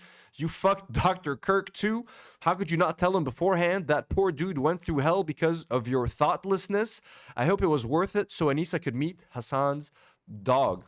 I think Dr. Kirk went through hell because of your fucking asshole fans, Ethan. The same fans that you told Lena were going to be ruthless to her. You allowed those fans to be ruthless to Dr. Kirk because all your fans are pieces of shit. This has nothing to do with because Idubbbz put Dr. Kirk Honda in a video, people harass him. No, people just harass him because they want to fucking support you and they want to shit on Idubbbz. Sorry, I kicked my camera. Whoop. And again, Ethan is so, he's so caring. All he does is he just cares about Dr. Honda. Poor Dr. Honda. Jim sends another $5 and says, Anthony, your kindness for my very first comment and super chat are why I'm here in the first place. And now I'm al-Mukhtar. Well, Jim, I remember your first comment, Jim. Describing who you were, describing that you were an OG, a humanitarian, an OG, a leftist, protesting in the streets for decades. Of course, I was shocked that you were watching. I'm like, we have such distinguished viewers. So that was kind of an eye-opener for me, Jim. So we love you very much. And guys, please join our Discord. The description is in the link. If someone can share our Discord link, and I can pin it, because Jim has a lot of awesome insights on there as well. So you guys want to be part of an awesome Discord community, look no further. I think calling it a charity event requires you actually donating, lol. Don't act altruistic. Anyone sane would have not done this a third time. Man, y'all are so pathetic. I hope you know that. I was hurting and down bad, and you guys just jumped at the top of a massive dog pile. You actually spend time on the snark. That's the biggest betrayal of all. Snark brain.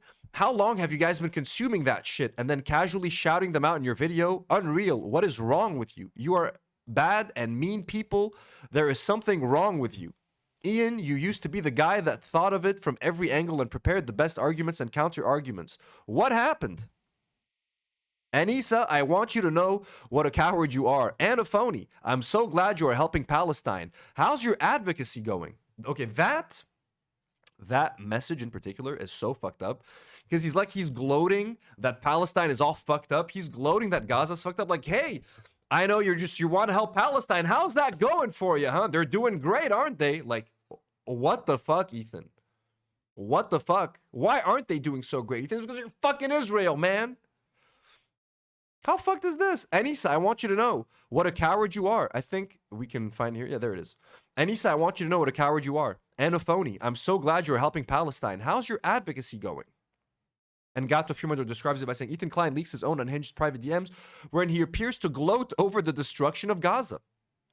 Like, how petty, how fucked up is this fucking DM? You know, I'm so glad you're helping Palestine. How's it going, by the way? How's your advocacy going, by the way? Oh, not great. Oh, I'm so sorry. I'm so sorry. Like, what the fuck, man?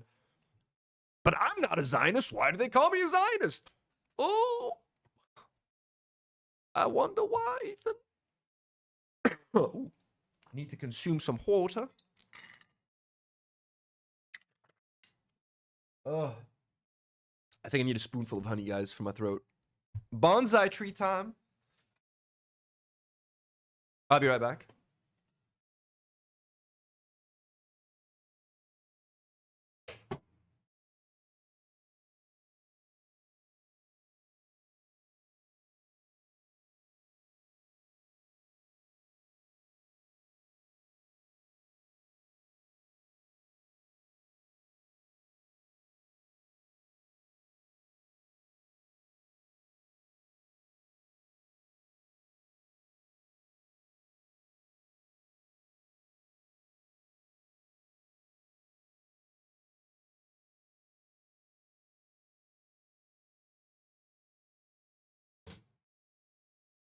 Oh, yeah.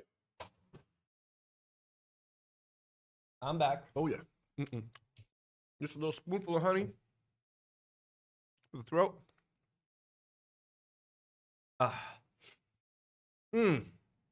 That's pretty big bonsai. It's not that big. It's on a desk. You can see maybe like next to... Let me stand next to me. You guys get some reference.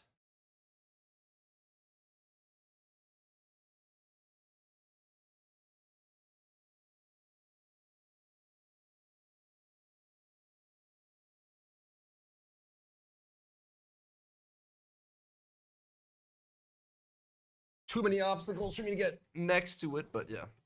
You guys get some scale. It's a beautiful tree. Beautiful tree. Snark brain. Okay, what are we talking about here? More DMs? Is he done? No. God, there's more, Ethan. So then there's...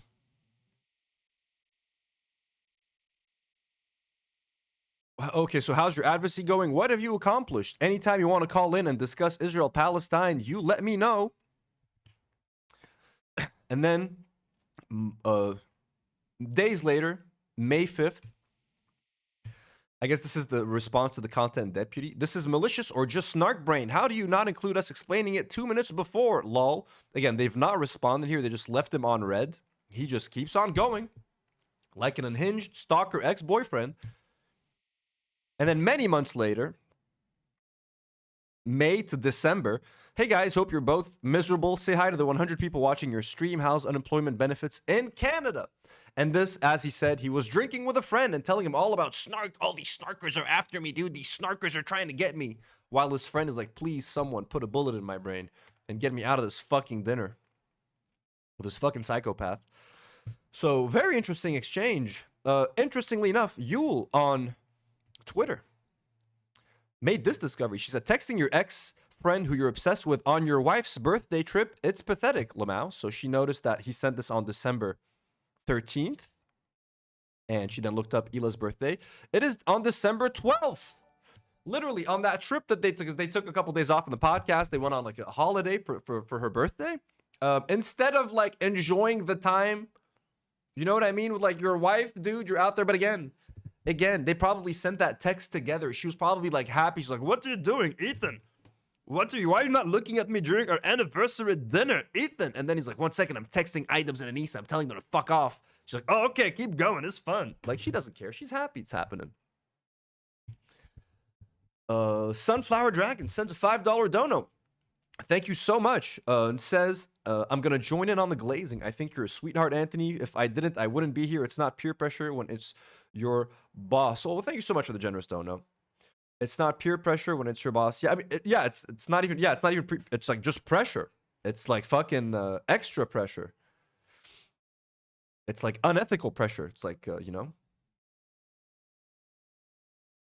insane. So like, what the fuck? Enjoy your birthday. Enjoy your wife's birthday. But I guess that's how they enjoy birthdays. That's how they enjoy birthdays. What can we say? You know what I mean? Insane. So yeah, that is the Ethan and Idubbbz beef in a nutshell. Now we're going to move on to something else. We're going to talk about AB and Lena just a little bit because we've been going a little back and forth, myself and AB and Lena, over their puppy stuff. Again, their puppy Rocky went viral. They went viral for their dog is like biting and stuff. We talked about it a bunch. You guys have seen it. I don't need to go over it again. But just a few days ago, Tibbs Atlantic Council. Bad Empanada's voice. We haven't heard that in a minute, haven't we, folks? I'm just prepping the next topic. I'm opening up all the links. Link 1, link 2, link 3. God, this is a much longer segment than I thought. Really interesting guest. Let's bring him on. I'm not allowed back in Dearborn, and get out of here, Millhouse. Okay.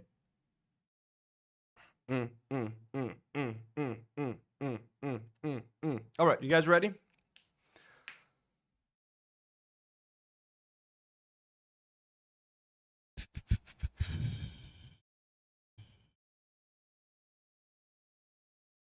I don't know how to start this exactly.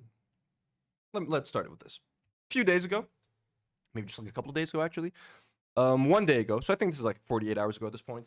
AB had a stream with his dad, Mr. Ayad. I forgot what his first name is. Who is the head of the ACRL. I believe he's the founder of the ACRL, which is the Arab American Civil Rights League. Basically, AB's dad is a badass, by the way. I have nothing bad to say about AB. Everything that AB says about his dad, every news that he shares, every accomplishment, I believe AB. His dad seems like a fucking G, okay? He's an Arab, American, living in the States, making life better for other Arabs, other Muslims, protecting their civil rights, protecting their civil liberties, truly someone to look up to, someone who, I don't know much of his past. I don't know when he left Lebanon, if he worked his way up from like something and like, but I'm sure the man is very highly accomplished, seems like a total fucking badass. And like, I will never say anything bad about AB's dad. So please, no one take anything that I say here, or if I say something that may sound disrespectful, his dad definitely seems like a badass. Billy Beelzebub says, I thought it was Care. No, he's worked closely with Care. He doesn't work, he didn't found Care, and I don't think he works for Care. So they did an interview. We're going to get to that interview in a second. We have a few more things to talk about at first. But this is AB's dad. And yeah, so when it comes to the Care thing, let me see. I wrote down a couple of notes, basically. So he's not technically an official part of Care. I'm a little bit confused. Someone might correct me on that. But like, he's collaborated with them in the past, specifically like the Michigan chapter, because Care has a bunch of different chapters in different states. So they've worked together on joint civil rights litigations. So there are certain cases that like overlap between Care and the ACRL. Is that what it is? The ACRL, right? Yeah, the ACRL. So they've definitely collaborated together. There's a strong relationship between the Care Michigan chapter and the ACRL. They've appeared at events together. He's spoken at some events. I believe. I'm not 100% sure. That's what I could gather online. And they essentially share a lot of common goals. And a lot of those goals, a lot of the cases that they work on, there's a lot of overlap between Care and the ACRL. And I'm sure he's friendly with a lot of the people there. It's a very tight-knit community in Dearborn, Michigan, I imagine. And all of these like Arab Muslim leaders all know each other. They all work together. So while I don't think he's an official part of Care, he has definitely worked with and collaborated with them closely before. If I'm wrong about that, please someone correct me. Bad Pierogi, who's been a member for 7 months, sends a message and says, like the stream, everyone. And yes, please like the stream. Do what Bad Pierogi is doing. So that is, let's just take a quick look at the ACRL, preserving and protecting, and this is AB's dad right here. Total G, look at him doing his thing, preserving and protecting the civil rights and liberties of all Arab Americans. The ACRL is committed to protecting the civil rights of Arab Americans through education and advocacy. A message from our founder. So his name is Nabi. Okay, Nabi Ayad, founder and director, Arab American Civil Rights League. As founder of the American Civil Rights League, I am honored to be a part of a dynamic and accomplished board of directors that is dedicated to civil rights advocacy and strives to keep our mission alive. Under their leadership, the ACRL continues to advocate for the preservation and restoration of our fundamental civil liberties while supporting policies that reflect our core values and principles of patriotic Americans. The inescapable truth is that Arab American communities across the nation have suffered at the hands of the president, elected officials, law enforcement, and by their own neighbors. Arab Americans continue to be subject to increased discrimination, scrutiny, hate, and bigotry. The ACRL was formed to tackle these challenges directly. Our time for urgent action and unity is always now. In this election year, we must be vigilant and stand up for the most vulnerable among us. The political climate in our country is at a crucial point, and we must make our voices heard.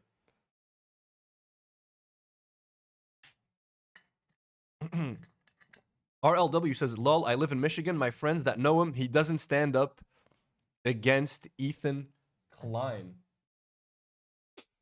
He doesn't say, what do you mean? Like, he doesn't defend him, or he defends? No, he defends him. I'm sure he does.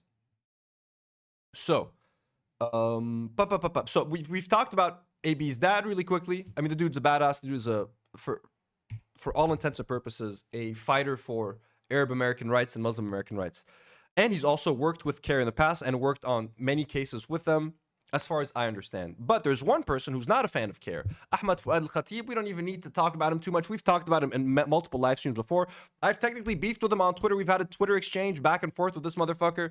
Ahmad Fouad Alkhatib, part of the Atlantic Council. And he leads the Realigned for Palestine, an Atlantic Council project that challenges entrenched narratives in the Israel and Palestine discourse and develops a new policy framework for rejuvenated pro-Palestine advocacy. This dude is basically a self-hating Palestinian. He is pro-Israel. He is a Zionist.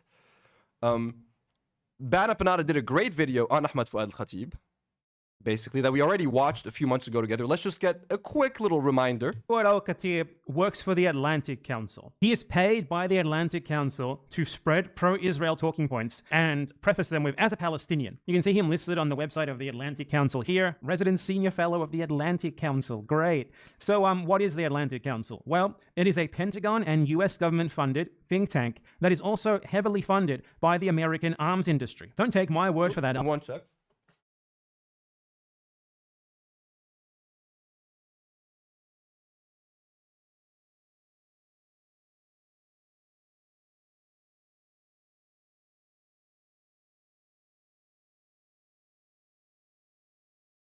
I'll show you. The Atlantic Council is the #1 think tank recipient of funding from Pentagon contractors.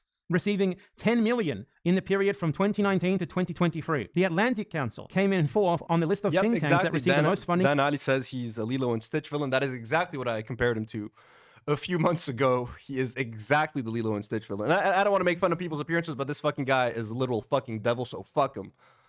From the US government, with 8 million from 2019 to 2023. Notable donors to the Atlantic Council include the Charles Koch Foundation, Amazon, and Verizon. Other notable donors include the Lockheed Martin Corporation, Raytheon Technologies. So the Atlantic Council is just a US government propaganda cutout. It is essentially an arm of the US.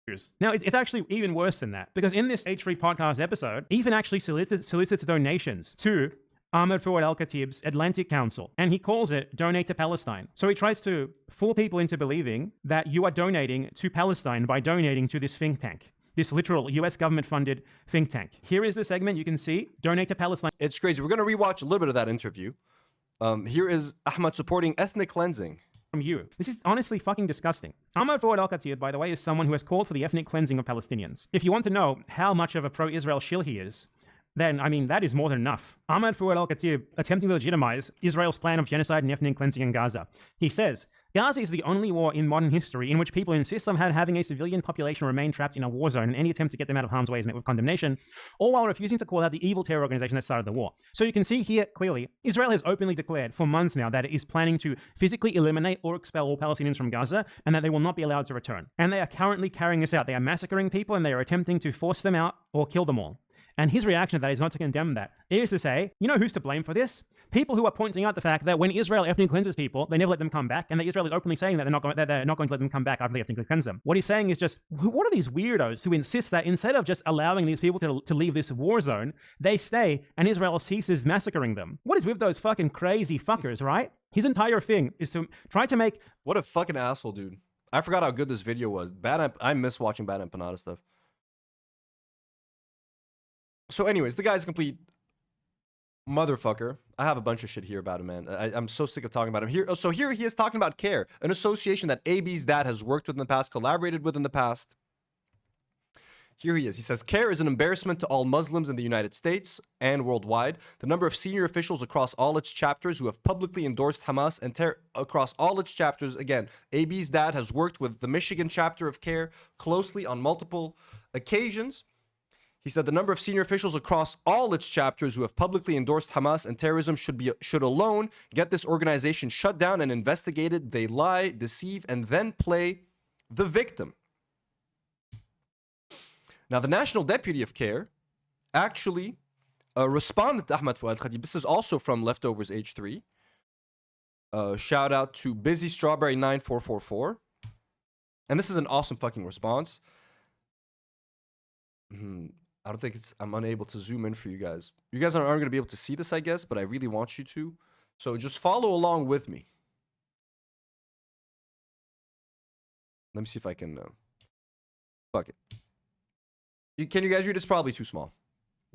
So Edward Ahmad, who is again who is the National Deputy Director of CARE. This is his response to Ahmad Fouad Alkhatib. This is a very fucking badass response. He says, Bismillah, I have never met Ahmad Fouad Alkhatib. I have never spoken to Ahmad Fouad Alkhatib, but as a black man and civil rights attorney, I can easily recognize Ahmad Fouad Alkhatib. You see, every community struggling to overcome oppression has their own version of Ahmad Fouad Alkhatib. Indians under British control had many of them. So did black South Africans during apartheid. Black Americans under slavery, and then Jim Crow had them. Native Americans facing ethnic cleansing and genocide probably did too. And yes, Palestinians have their very own Ahmad Fouad Alkhatib. This is so fucking well said, by the way. This is such a powerful way to start this fucking statement against this fucking snake. And yes, so you see, Ahmad Fouad Alkhatib is a good Palestinian, between quotations, whose sudden pseudo-prominence in the West comes not from within the Palestinian community, where he has little support and even less influence, but from the enemies of the Palestinian community who praise him and platform him because he validates their warped worldview. Even Ahmad the Palestinian agrees. The problem isn't just the occupation, it's those stubborn, overly religious Palestinians and their ignorant supporters who refuse to secularize the Palestinian cause. Stop protesting, turn the other cheek, support the Abraham Accords, and wait for the Israeli government to grow a conscience. Even Ahmad the Palestinian agrees. Oh, sorry. I read that part. Ahmad Fouad Alkhatib is not only a tool for those who seek to validate the most dishonest, damaging narratives about the Palestinian people and their American supporters. He is also the human incarnation of the proverbial snowflake. He slipped into an apparent depression after watching an innocuous video of Linda Sarsour, 1, praising the everyday people of Gaza for maintaining their steadfast belief in God amid a genocide, and 2, calling on American Muslims to act on their own belief in God by doing more to stop the genocide. Ahmad Fouad Al-Khatib's response to 1, mourn the fact that so many Muslim and Arab American voters have dared to prioritize ending a genocide funded by their taxpayer dollars, and 2, go on a rant about both Islamism, whatever that inane word means, and Hamas, which was not even implicitly mentioned, much less embraced.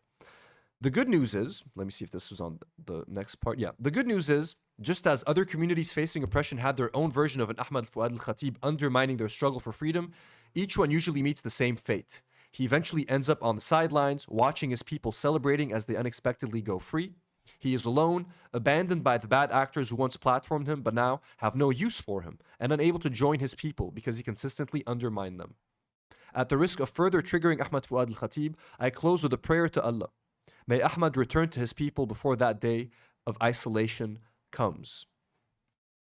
What a powerful statement, basically telling Ahmad Fouad Al-Khatib to fuck off, and a collaborator against his own people. He also tweeted this very famous tweet about Anas al-Sharif, who was murdered a few months later. He said, Al Jazeera journalist Anas al-Sharif and cameraman attempted to provoke a security incident at the Nazarim corridor at the behest of Hamas. So he's calling him basically a Hamas tool. He's saying that Anas al-Sharif works with Hamas and he's there trying to provoke a security incident at the behest of Hamas. Essentially calling him a Hamas agent. They tried to put up a drone above the Egyptian and American forces after the withdrawal of Israeli troops to capture footage, but were likely gathering intel and scouting the area for Hamas. So he's saying that this journalist is there scouting and gathering intel for Hamas, basically telling the idea of go shoot this guy, go kill this guy, which was rumored to want to use the Netzarim corridor as a site for a future hostage release to prove it is in full control of Gaza. The American PMCs worked with Egyptian security personnel to get the drone operator not to fly it overhead. With tensions escalating, the Al Jazeera journalist team sent it up anyways, and the video of the incident has been distributed on social media with laughter commentary to boast about defying U.S. security contractors. And oh no, they defied U.S. security contractors. What a fucking bootlicker. Like most of Gaza is back under full control of the resistance, and he puts resistance in between parentheses, in between quotation marks. He thinks they're terrorists. Extremely reckless behavior that's going to endanger the ceasefire and create unnecessary risks for civilians and the fragile calm that's desperately needed. What a motherfucker. So it's me. This person tweeted once Anas was killed. He said Ahmad Fouad Al-Khatib, a U.S. intelligence operative posing as a journalist for his cover, played a key role in the martyrdom of a prolific, heroic Palestinian journalist, Anas al-Sharif, who documented his people's Holocaust by Israel and Gaza. Despicable beyond words, evil human. Then Fouad Al-Khatib got triggered. And he's like, why are deranged, violent, pro-Hamas elements of the pro-Palestine movement in the West accusing me of causing the death of an Al Jazeera Arabic journalist in Gaza? So anyways, after all of these horrible things we've just said about Ahmad Fouad Al-Khatib, how much he's a self-hating Palestinian who sides with Israel, who sides with Zionism, who doesn't give a shit about the well-being of his own people, well, he was invited on the H3 podcast for an interview. But look at the way this interview was framed. And I forgot how it was framed, actually. So this is the name of the video. It's Time for Me to Listen. H3 show number 151. And you have a thumbnail of Ethan looking pensive, like he's got his hand on his chin, like it's time for me to listen. And this was 7 months ago. The criticism around that time was that Ethan just isn't listening to pro-Palestinian voices, right? He's being stubborn. He's a Zionist. Ethan, just listen to your fans. Listen to actual pro-Palestinian voices. So he named this video, It's Time for Me to Listen, implying that he's finally going to listen to a pro-Palestinian person, an advocate for Palestine, someone who's going to finally give Ethan this other side that he's been vilifying, and he's going to represent the pro-Palestine side. Right? Right? Wrong. He literally invited the one anti-Palestinian that he could find. He got the one fucking Palestinian guy who was pro-Israel, who was pro-Zionism, to come on a show to talk about Palestine and Israel, and then framed it as, it's time for me to listen. It's finally time for me to listen and change. I'm going to give my platform, I'm going to platform a Palestinian, someone to finally show me the error of my ways. And who was that person that he platformed? Eric, 4729, just gifted $1 membership. Thank you so much. Let's fucking go. So who was it that he invited onto his show? Oh yeah, this motherfucker. When we're done with him. But yeah, I have a really interesting guest. Let's bring him on. His name is, once again, Ahmad Fouad Alkhatib, and I'll have him tell you about his background. And this is exactly what. Oh, what? Let me pull that back up again. Here, sorry, really quickly. The response from the dude at CARE, the deputy director who responded to him, because he's describing Ethan Klein in that post. He said, you see, Fouad Alkhatib is a good Palestinian whose sudden pseudo-prominence in the West comes from not within the Palestinian community where he has little support, but from the enemies of the Palestinian community who praise him and platform him because he validates their warped world view. This is Ethan Klein. Again, I'm going to read that again. You see, Ahmad Fouad Alkhatib is a good Palestinian whose sudden pseudo-prominence in the West comes not from within the Palestinian community, where he has little support and even less influence, but from the enemies of the Palestinian community. So Ethan is an enemy of the Palestinian community who praises him and platforms him because he validates his warped worldview. It's the only reason they brought on this motherfucker, because he thought that this guy's Palestinian, and so he must have credibility. All pro-Palestinian supporters are going to listen to this guy. It's like, no, dude. He's a fucking Zionist. And by you bringing him on, you are literally revealing yourself to what you think and how you think of Palestinians, what you think of Palestinians. And that the one good guy, the one guy who is worthy to come on your show is the one guy who agrees with you, is the one guy who agrees with Zionism, is the one guy who theoretically agrees with this fucking genocide. That's the guy you bring on your show. Every opportunity he had to invite other people on. And I'm not talking about Hassan, and I'm not talking about Sam Cedar when he literally it was argumentative. So anyways, let's listen into a little bit of this interview. Background. But he's a peace activist, a Palestinian peace activist, someone who I've been following for a while with great admiration, because he, kind of like me, all this guy does. There he is. I'll let him speak for himself. Hello, Ahmed. How are you? Thanks for calling. Yes, of course. Thanks for having me on. Hello. I'm very grateful for the perspective that you've brought to this from the very beginning, because I think I'm like you. I'm someone who's in favor of peace, who's in favor of Palestinian liberation, who hates Hamas, right? But also doesn't think that it's a good idea to erase it. The genocidal language that they deploy, that the co-signing the violence that you're seeing now, and it's like anyone who's isn't black and white just gets absolutely annihilated in the court of public opinion these days. Has that been your experience? Absolutely, man. As someone from Gaza, someone who's lost family members, someone who has actual war injuries from having grown up in the Gaza Strip, the fact that I'm fuck Israel for doing that to you, you dumb motherfucker. Able to, and people talk about nuance, but no one actually walks the talk. No one actually understands what nuance means. No one wants to hold multiple truths. No one wants to talk about the fact that you can be pro the Palestinian people's just and urgent aspirations while also rejecting an Islamist death cult that has been a complete disaster for the Palestinians. So again, he's saying that Hamas is an Islamist death cult, essentially. Not a resistance, you know what I mean? They don't exist as a response to the fucking occupation and to fucking genocide and colonialism and taking over the West Bank. People far more than it has been a deadly menace for the Israelis. Yes, of course, it has been for Israelis in the 1990s during the Oslo process, in the 2000s with the Second Intifada, certainly with the rockets when they took over, and then cut to a random point. Palestinian Americans, the pro-Palestine, the Muslim Americans, the pro-Palestine movement writ large. So you have a new kind of wave of younger generations. But the other theory is that I actually think because of the success, and I'm putting that in quotes, success, it was horrible, it was a disaster. This guy's like my age, by the way. This guy's like 33 or 34. I'm 35. This guy's my age. I just want to say that. Remember that. But the initial success of the he looks 45. I'm sorry. This guy looks 45 to 50. Easily. What are you doing to yourself? Of October 7th.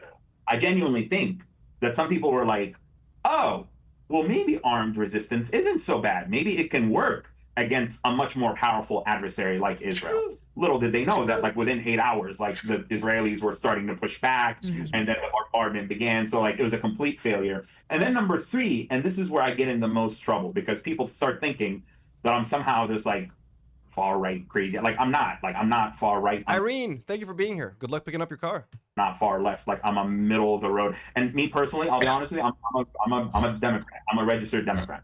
So if you want to learn from our past mistakes, if you want our people to learn from the repeated failures of 77 years since 1948, then it's time to look inward. And again, that's not, blaming the victim. I actually think that's the. Oh my! I just cut to this randomly. It's time to look inward. If you want to stop the 77 years of oppression, Palestinians, forget the Israelis, look inward. Ask yourselves, what can we do to solve the problem? How can we debase ourselves even more? How do we lower ourselves to our oppressors and praise them? Do we beg more? First step to empowering the Palestinian people, instead of all of these academics rushing to say, oh, y'all have no agency, no accountability, y'all are angels, whatever you do, you can't be blamed because it's all Israel's fault. There's seems to be a growing movement of people protesting Hamas at seemingly a great risk to their own personal safety. Of course. I read some of the. Let's talk about the anti-Hamas protests, because that is what matters right now. As the Palestinians are getting butchered by Israelis, let's focus on the anti-Hamas protests. Tell me more about that, Mr. Alkhatib. Protesters were executed or. Nozulato sends $2 and says his cousin put a statement calling him out on his BS. Yeah, I remember. I haven't read that statement, but I know his family members have come out against him. And left like at his parents' house or something like that outside. But there seems to be a growing protest, and simultaneously there seems to be people like Hassan Piker and people like him who are simultaneously kind of discrediting them or trying to change their motives. He'll say like it's not that serious, or they're there to protest. I don't know what his cousin said, but like here's Ahmad Alkhatib had a tweet. He said, my cousin has been captured and brainwashed by Hamas terrorists in Turkey. Oh, so this is what his cousin said. Okay, don't worry about him. This is trivial. They took him from Gaza when he was 15 years old, and he was raised in a Jewish home in America. Then he became a monstrous being, as you see. Unfortunately, he is my cousin, but he doesn't represent us in anything. This one has shed his values, religion, and principles. The barking of dogs doesn't harm you, ya Tamir. By the way, his entire household and family are among those who race to do good deeds. His father, uncle, may God have mercy on him, was one of the most devoted to his religion and loyal to the Palestinian cause. His mother and brothers are the same, but this was a trial for his family. Therefore, he is neither of us, nor are we of him in anything. We as a family declare before God and before you our innocence from him. He is not one of us, nor are we of him. Our religion and our homeland are dearer to us than our own families. And hey, all the respect to you for disowning this disgusting motherfucker.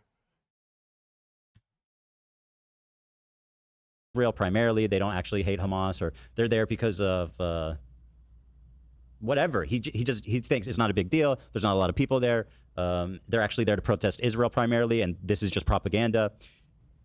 Again, it's like these leftist liberals, or I mean these Western leftists.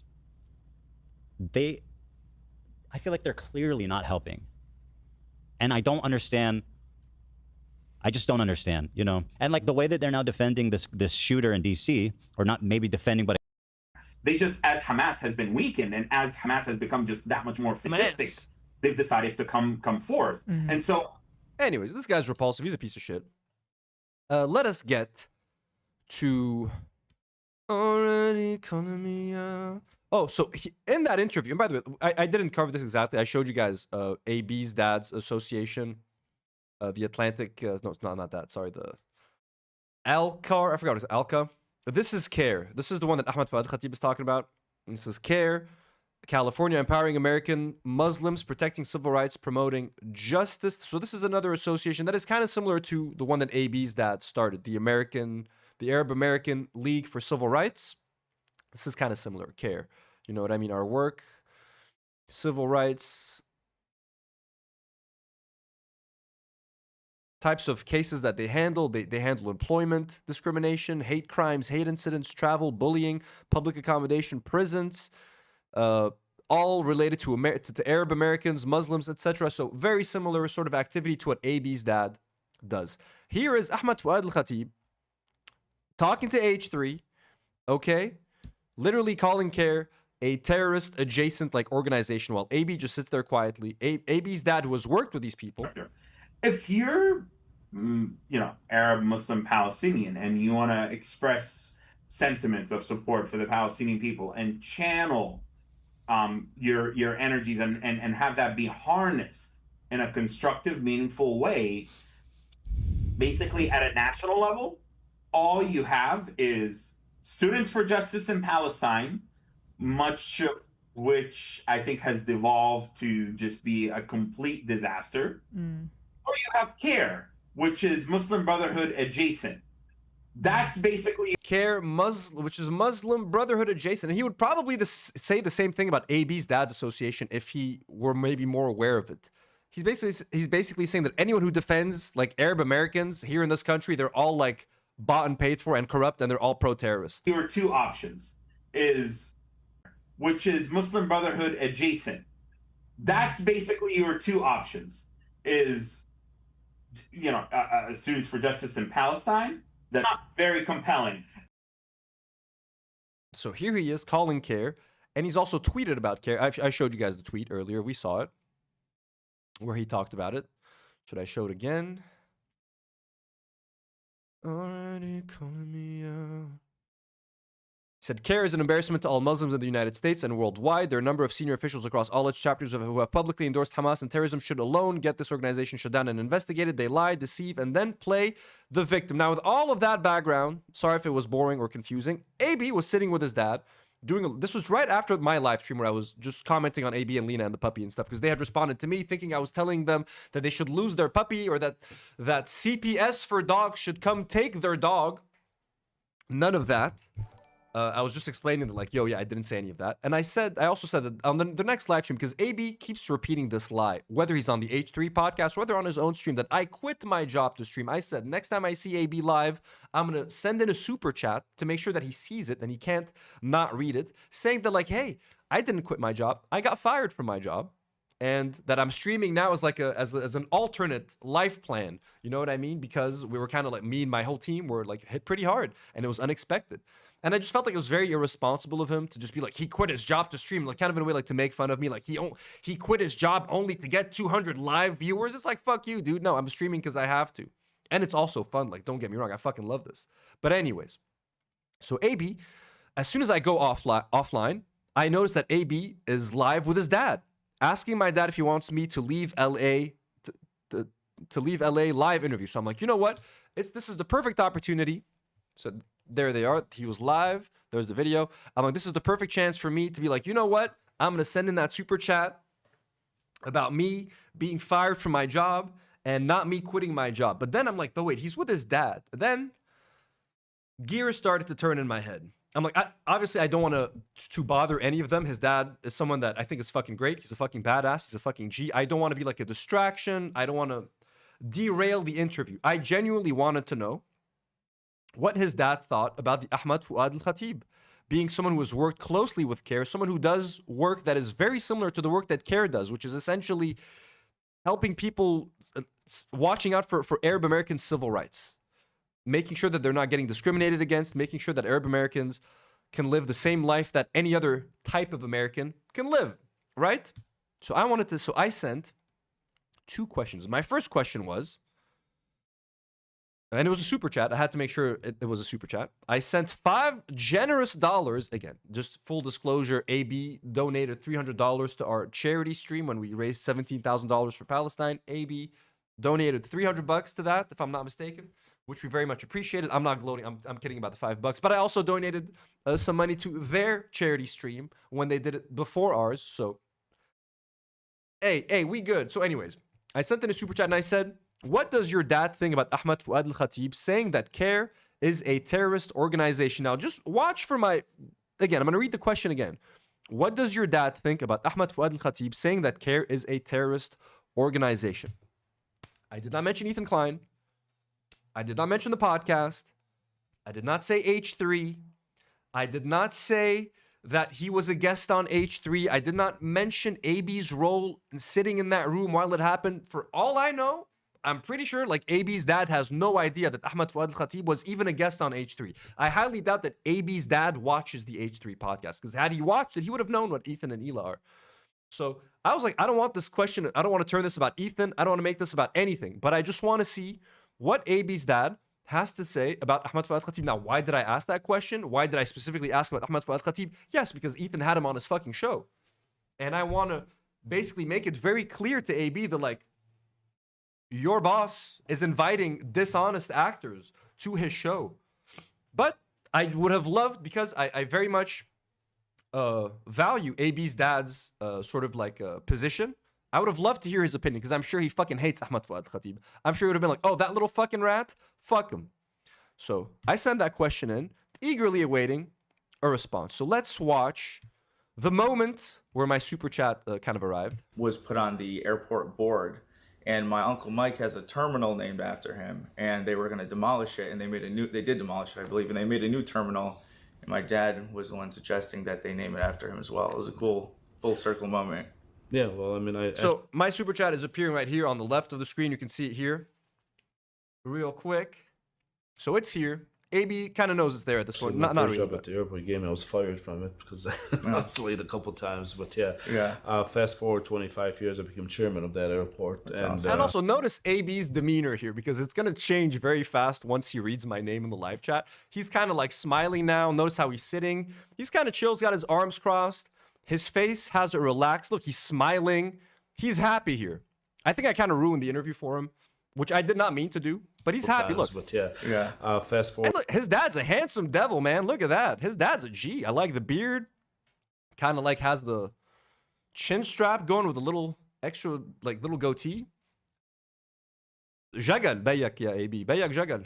For 25 years, I became chairman of that airport. That's and awesome. We renamed the airport authority building after him, Michael Berry, and I was all Okay, so now he reads the super chat. Now he pulls up his phone, and now he knows that Anthony is in the chat. Little old Millhouse. You know, we all come on shoulders of individuals before us, and you know, Mike Berry was a great inspiration for a lot of people. And look at the body language. Like automatically, he was sitting like smiling, like yeah, with his dad. Then he's like looking at his phone, like, oh shit, it's time to worry, AB. I thought you never worried. I thought you don't worry. Why you look so worried? And again, I didn't even ask about Ethan. I'm like, why did you tell your dad you work for Ethan Klein? What did your dad think about Ethan Klein? None of that. None of that. Asked a very valid, very fair question. What does your dad think about this little fucking rat who said that an organization that your dad works closely with and has collaborated with and who stands for many of the same things that your dad's association stands for? What does your dad think about this fucker calling CARE a terrorist organization? AB's already panicking. He's like, oh shit. A community. He was chairman of Wayne County, the Wayne County Road Commission, the second. Now he's looking out into the ether. He's not listening to his dad anymore. He's like, hello, darkness, my old friend. I've come to talk with you again. Because a vision softly creeping. Anyways, I'm not gonna serenade you right now, AB. Cracked its keys while I was sleeping. But yeah, he's Rafia. His dad's talking. AB's not listening. Largest county in the country, and he had an international airport named after him. He's mad. Arab Muslim to have an international. Look, oh my dude, I didn't focus that much on his face. He had an international airport named after him, from an Arab Muslim to have an international airport named after him. Airport named after him, from an Arab Muslim to have an international. Look at that face. Look at that face. I thought you said you didn't care. Why does my opinion matter so much, AB? I didn't even ask about Ethan. That's what's so funny. I said nothing. He could have literally asked that question to his dad, not mentioning that I asked him. He's like, yay, someone in the chat wants to know, what do you think about Ahmad? You know what I mean? I could have played no bearing in this whole thing. I could have, he could have ignored me completely. But I have ruined this man's day. And I'm sorry. I didn't want to, he wanted to have a nice afternoon with his dad. I didn't mean to, again, I asked a very normal question. Ahmad Fouad Alkhatib, talking about CARE. I didn't bring in the podcast. Nothing. National airport named at one of the big airports in the country. Mhm. That was quite an establishment. Yeah, he's like, he doesn't give a shit anymore. He's not listening to his dad, dude. Mr. Ayad is probably dropping some knowledge. AB's like, how the fuck this fucking snark-brained Millhouse snark brain? He used to pick up Senator, Robert Kennedy from the airport back in the days of the 60s and 70s. Yeah. So I'm jumping ahead a little bit, but I see there's one of these haters in chat. So He wanted to say snarkers so bad. He wanted to say snarkers. There's one of these. He's like, if I say snarkers, my dad's gonna like, what is a snarker, AB? And smack him in the back of the head. There's these haters. He's like, I can't use. I would have loved for him to say snarkers in front of his dad. Be like, his dad's like, what? AB, what's a snarker? Please help me, okay? I'm not 12. There's this hater. Just ask the question. Ask your dad the question. It's a fair question. What did I say? How am I hating? How am I hating? I'm jumping ahead a little bit, but I see there's one of these haters in chat. So Haters in chat who literally, I'm like, hey, what does your dad think about this? I didn't say anything bad about his dad. Again, I think his dad's a fucking G. His dad's a badass, to be honest with you. يعطيك العافية استاذ نبيه اياد، يعطيك الف عافيه لكل الشغل اللي عم تعمله بامريكا، وعن جد يعني نحن بنحترمك كثير استاذ. Not about you, but there's this. Well, I wanted to wait for this, but this is a great opportunity. There's this narrative that because who I work for, I'm not allowed back in Dearborn, and you're disappointed in me, and I'm a disgrace to the family. Yeah. No. Who said that? You're reading so much into this question. Is it because of where I work? I'm not mentioning where you work. I didn't mention anything. You don't even have to mention that you interviewed Ahmad Fouad Alkhatib. You could just ask the question in a vacuum. You know, your dad doesn't know he was on your show. ما ضروري ما تفتح حالك. You don't have to reveal that. Dad, by the way, he was on the show. I know my pro-Palestine show. We invited Ahmad Fouad Alkhatib on. You don't even need to tell your dad that. Just be like, hey, there's this. Don't even mention his name. Be like, what do you have to say about people that say that CARE is a terrorist organization? You could have literally just asked that. Don't even mention Fouad's name. Don't even mention who sent the super chat. Be like, Dad, since you've worked with CARE in the past and you do very similar work to them, what do you think about people that say that, you know, it's a terrorist adjacent organization? Just say that. Don't mention the interview. Don't mention Fouad's name. Nothing.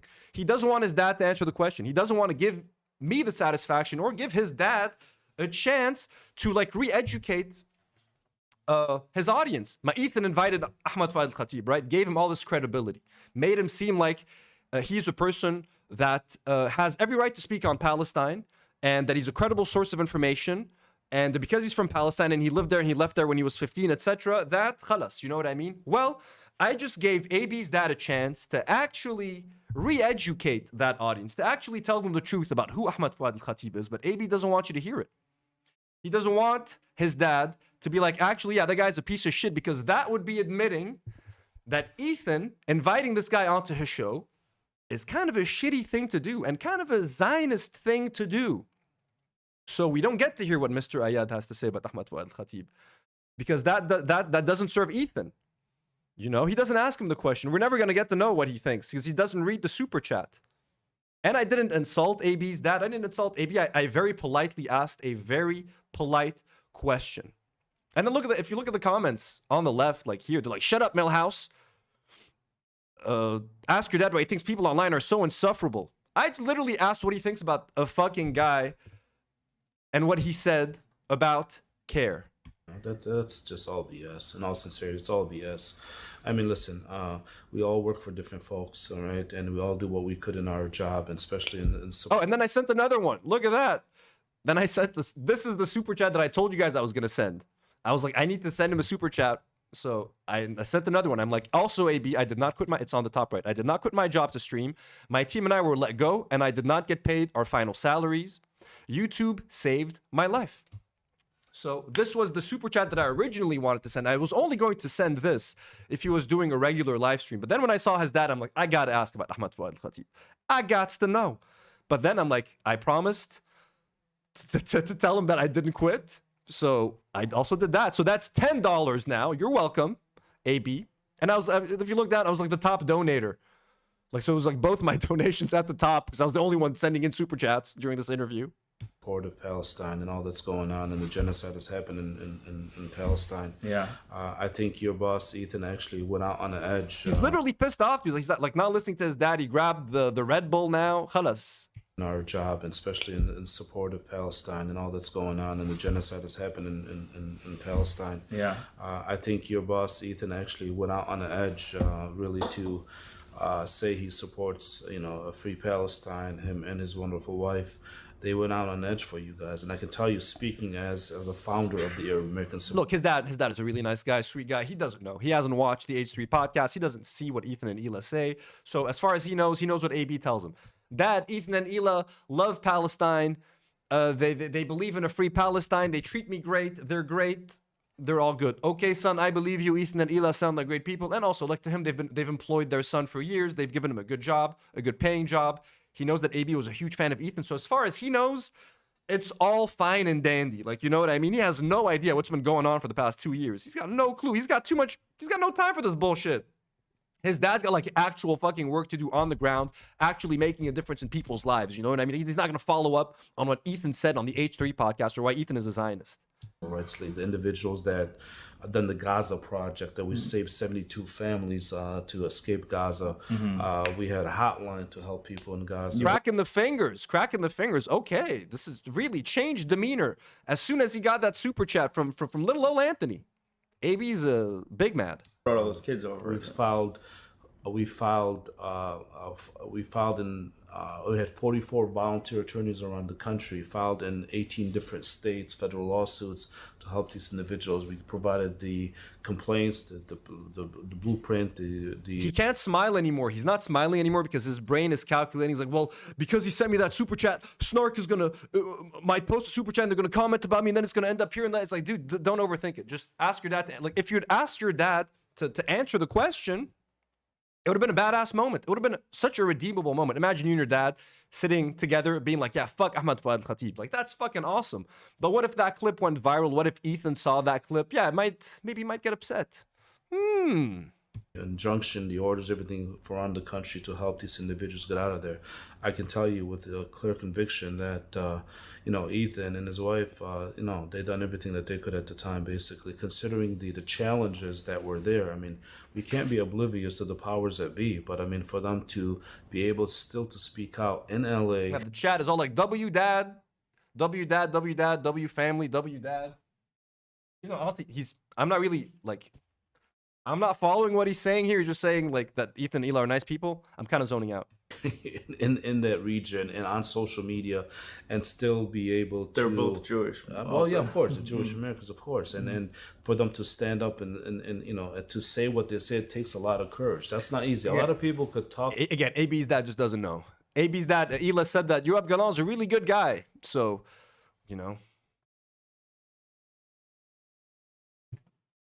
I have kind of a funny idea, but I don't want to say what it is here because if I do, I could spoil it. But that crap, unless they're in it and unless they know that it's not as easy as people think. I mean, these people's are careers, lives, everything that's going on, and they do the best that they could under their circumstances. Right. I told that to people throughout when we awarded, for instance, different organizations, Jewish individuals, Jewish doctors out of New York. As an Arab organization, the Arab American Civil Rights League, and we stand up for individuals that have that kind of courage to stand and say, okay, what's right. He's so livid. Let me just go back to see if he was smiling a little bit ago. So we're at 20 minutes something. Let's just go back to 8 minutes. Dumb. Well, yeah, I mean, like throughout history, your grandfather, great-grandfather was okay, he looks pretty miserable earlier too. Guys were like, because Israel took that land, tell me that part of Lebanon or whatever they. Okay, let's go back to 20 minutes. What's right is right. What's wrong is wrong. So there's gonna be two things. So people are gonna say that because there's these group of people, it's very lucrative right now to talk shit about Ethan and Ela, to get involved in this conflict. And again, I did not bring up Ethan and Ela like at all. He read a question that's like, hey, what does your dad have to think about this Palestinian Zionist calling an organization you've worked with a terrorist organization to like, Ethan and Ela are great. They're not Zionists. Like, that's not what I'm asking. Why are you talking about this? I'm literally asking about Ahmad Fouad Alkhatib. Would love to know your dad's opinion. And he's like, Ethan and Hila.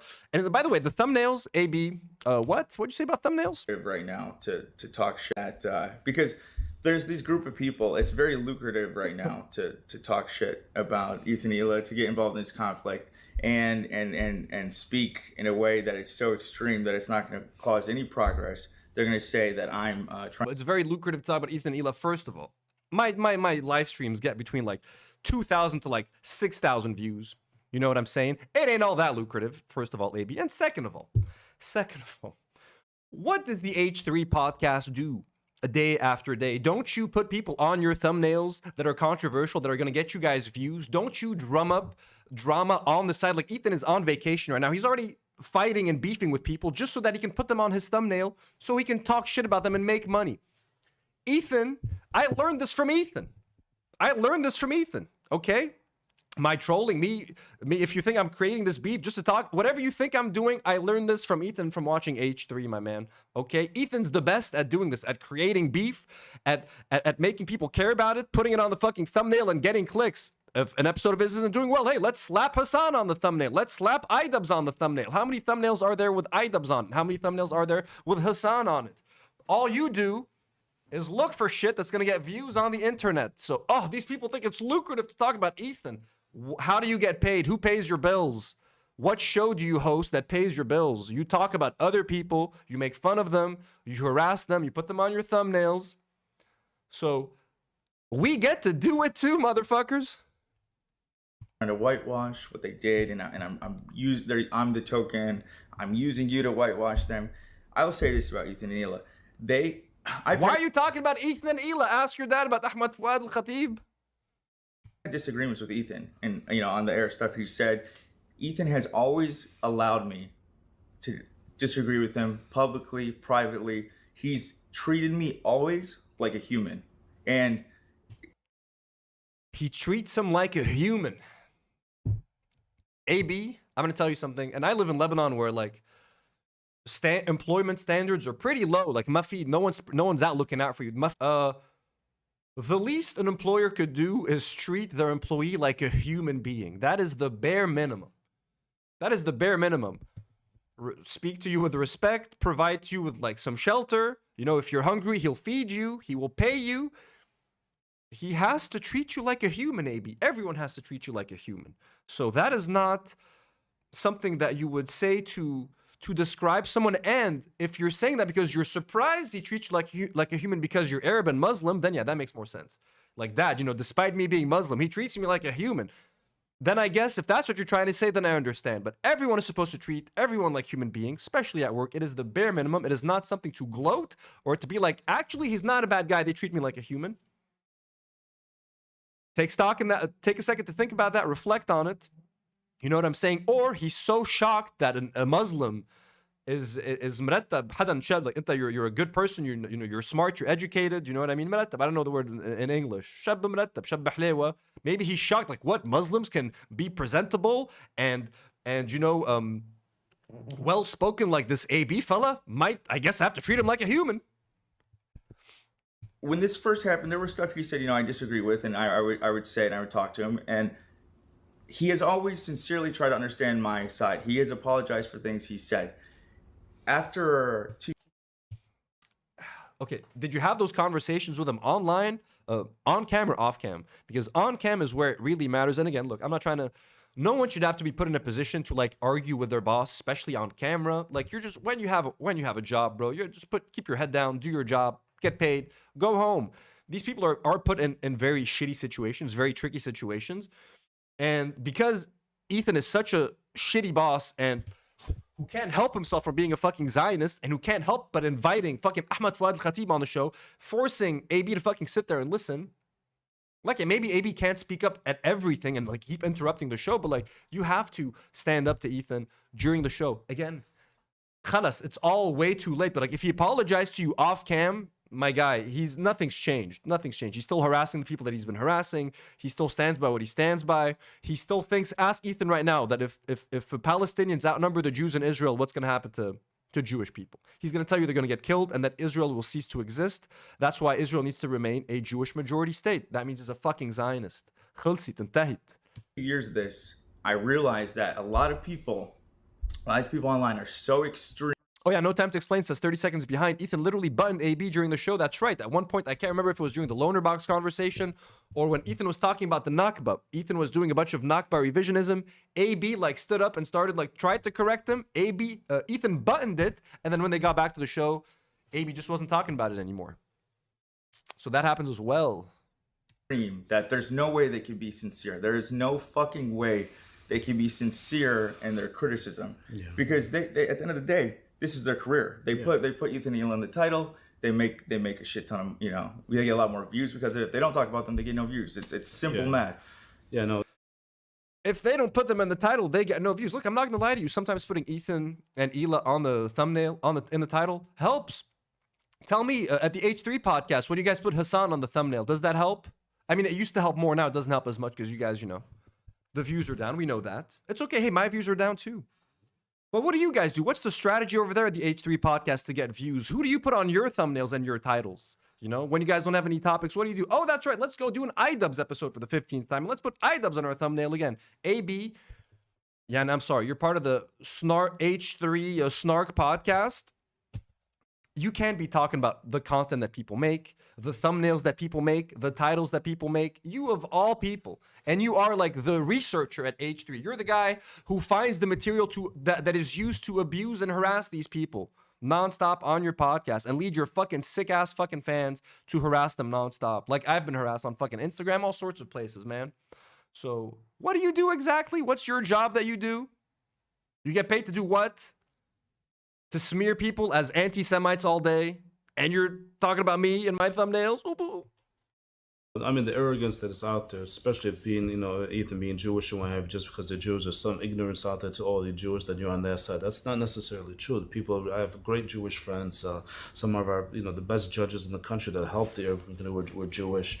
You see Bernie Sanders right now, Jewish, swearing in Zohran Madrani, the first Muslim mayor of the biggest city in the country, the wealthiest city in the country, New York. But that being said, listen, I think a lot of people, and we have this conversation, even some of our board members or what have you, and we have Palestinians on our board members as well, and and well-known individuals, powerhouses. Are they still talking about that? No one. Let's see. And it's fine and dandy, but at the same time, no one to a certain. What did they know that this government was going to do? That was going to rise to such. Numfo says, so does he never ask your question? No, he does not. He does not ask my question. I don't think it gets asked. It gets asked at any point. They just pretend it wasn't there. The fact that I sent the super chat, I don't think whatever I would have said in that chat, he would have been like, these haters, these snarkers, and that's the point he tried to make. They did not answer the question. Unfortunately. Would have been nice to hear him say, fuck Ahmad Fouad Alkhatib, because I know that's what AB's dad would have fucking said, because he's a fucking G. Level of genocide and such a level and Ethan and Ela have always been against, by the way, Netanyahu, always. For Ethan and Ela, when no one mentioned them, I'm like, hey, what do you think about this guy who said this about CARE? Ethan and Ela aren't Zionists. They're against the genocide. Okay, great. May you please answer my question? AB and Dad? Individuals locally, do they know they support Israel? Great, a lot of people supported Israel, but the fact is, did these individuals, you're basing them on their past conduct as supporting the state? Did they know it was going to go to this level? Right, but again, well, you're saying all this. Obviously, he's not familiar with everything that has been said and done, and people are going to say, oh, well, show him this, but he's okay. Thank you, AB. I didn't see this. Thank you. Yes. Your dad doesn't know anything, so what he's saying is from the heart. He knows what you're telling him. He's like, yeah, from what you told me, Ethan and Ela are nice. He's probably met them once or twice. They were probably very nice to him and very courteous, I'm sure. So as far as he knows, they're great people to work for. Assuming that maybe in the past they have, but I'm going to tell you, they have always been anti the Israeli government. Like this, they've been very anti. Honestly, doesn't mean anything. Being anti-Netanyahu, la'eire. I know you know what la'eire means, AB. It doesn't mean shit anymore. Doesn't mean shit. Everyone's against. The easiest thing to say is, I'm against Netanyahu. The government's crazy. The other person who's like the Democrat, the liberal compared to Netanyahu, still fucking hates Palestinians, still fucking hates Gaza. He's not against the fucking genocide. It doesn't matter. Being against Netanyahu doesn't mean you're not a Zionist. Again, ask Ethan what's going to happen if Muslims outnumber Jewish people in Israel. Just let him tell you what'll happen. That's your answer, AB. But you already know. everything that has taken place. So it's not even to that degree, but online there's this game of like, you have to say everything and be the perfect representative, or you are, because they're getting shit on both sides. Actually, obviously, their Israeli friends are saying that they're, you know, they're traitors. I gotta, you know, see, the Israelis say the Palestinians are brainwashed since they're a young kid to hate Israelis, they hate the Jewish. But the same is going on exactly on the opposite side. Yeah, of course. Okay, there is brainwashing on the other side as well about the Palestinians are animals, this, and that. There's brainwashing by both entities. Okay, if you look at the numbers, older Israelis, older Jewish folks in Israel, literally feel more sympathetic for the Palestinians because these people live side by side. They used to babysit each other's neighbors, kids, and what have you. It's the new generation. Why is that? Because there's brainwashing that's been going on, and it's going on both sides. Okay, I mean, it's not just the one factor that's going on. I don't like the both sidesing of the whole thing right now, Mr. Ayad. I'll say that. You know what I mean? The whole both sidesing of brainwashing. There's more brainwashing happening on the Israeli side. I gotta say it. Yeah, of course. As you know, was there the Nakba? Of course, there was the Nakba. Of course, there was. They were thrown out of their homes and slaughtered. What does Ethan have to say about the Nakba? Tell your dad why the Nakba really happened, AB. Why did the Nakba happen? What happened one day before the Nakba, AB? Let's remember. What was it? All the Arab nations decided to attack all the Jews in Israel one day before the Nakba. They had to do the Nakba. It was self-preservation.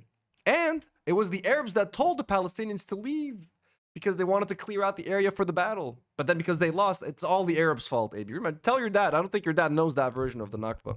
Yeah, of course. So we're not going to shy away from that. Okay, that is history. Absolutely. But the fact is, and that's what stems the problem.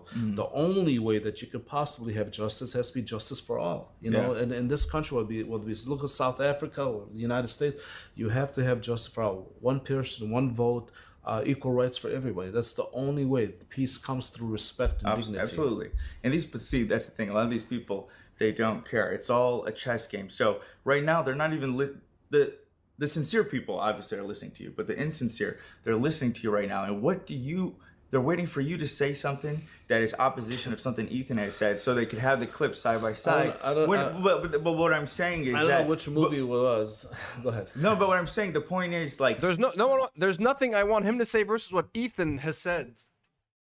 I just want him to call Ahmad Alkhatib a fucking piece of shit. That's what I wanted to hear.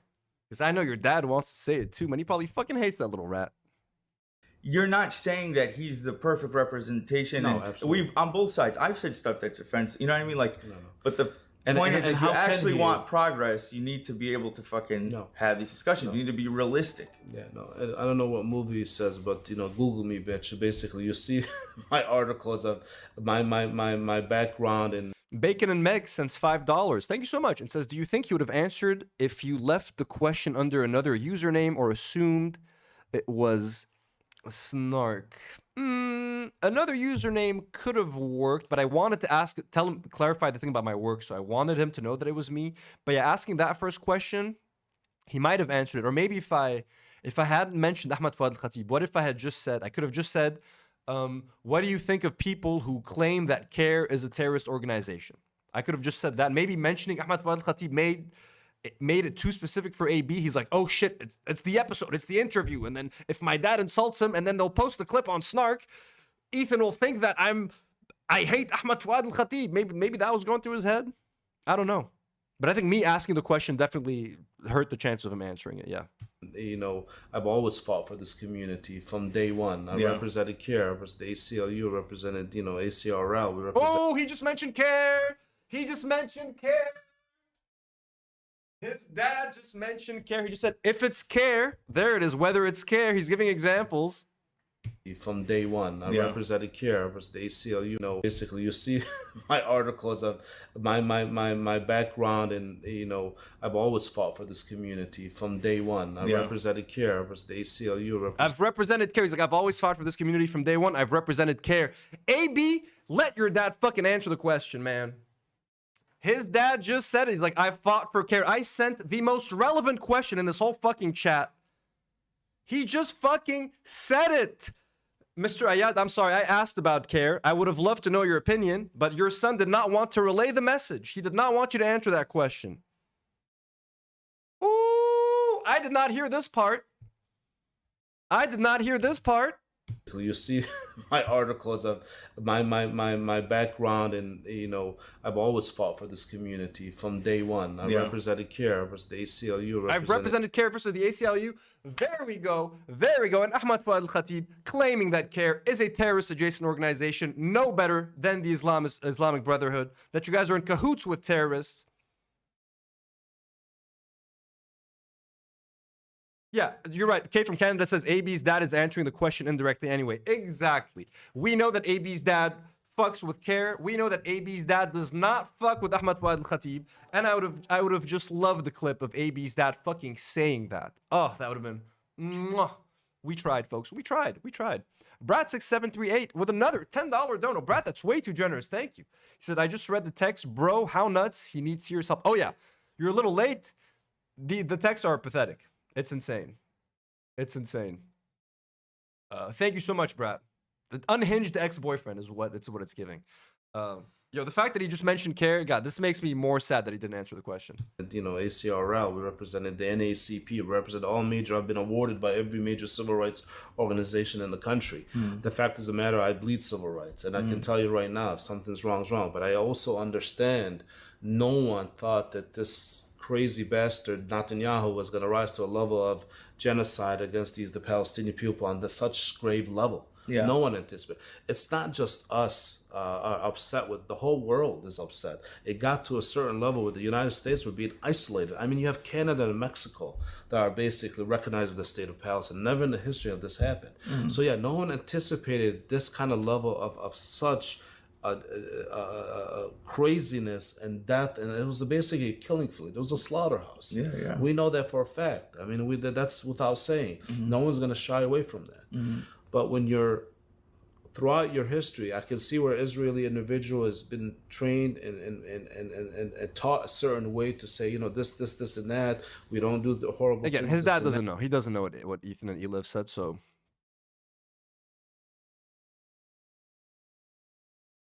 Well, what's chat? I'm not reading what chat is saying. What are they saying?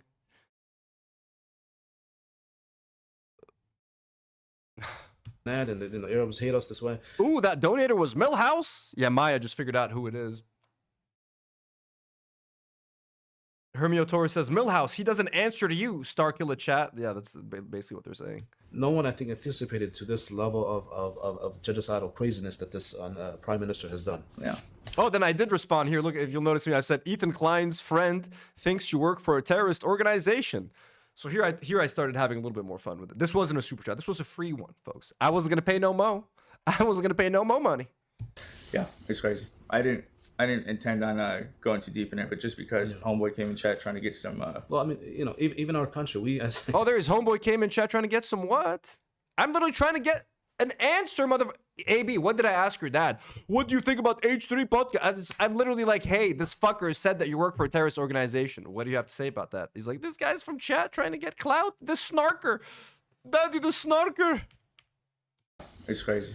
I didn't intend on going too deep in it, but just because Homeboy came in chat trying to get some... Well, I mean, you know, even our country, we as... Homeboy came in chat trying to get some what, AB? Finish the sentence. Oh, it sounded like Candace Owens. Even as individuals, you know, we knew that, you know, there was a huge influence by AIPAC in this country and what have you. But we never thought... And Mooney says, Millhouse, have you tried sitting down and listening? And by the way, no other, like, I've been the only super chat for 10 minutes.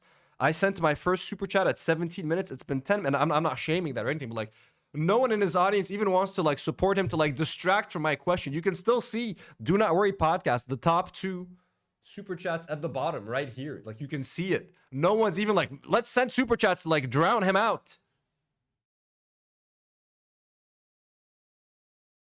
No one cares. To a level where was that AIPAC?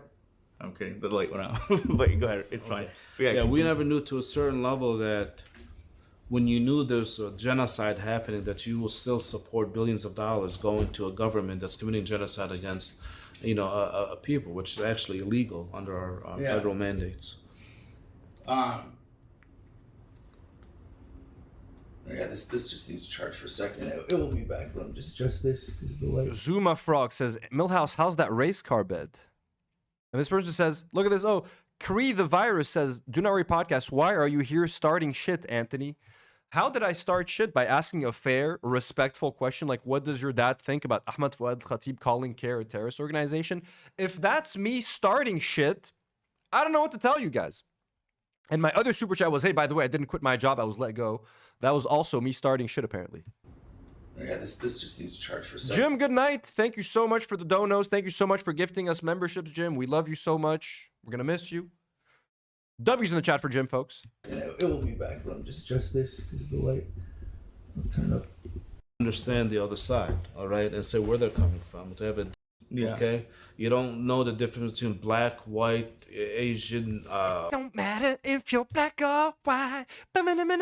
AB should like this one. Muslim, Christian, Jewish. You're taught your differences. One of the flaws of manipulation. Why do they think the way they think? And then on the other side, AB's consumed with hatred right now. And at the end of the day, that's the thing. Like, regardless of whatever, Ethan agree or don't, agree on. He respects me, treats me like a fucking human. I could have a conversation. Again, with the treats me like a human. AB فهمنا خلاص. هيدا المينيمم. Treats me like a human, mom. He doesn't spit on me, dad. What a great employer. He treats you like a human. يعني شو بدي أقول لك. Congrats. On his, you can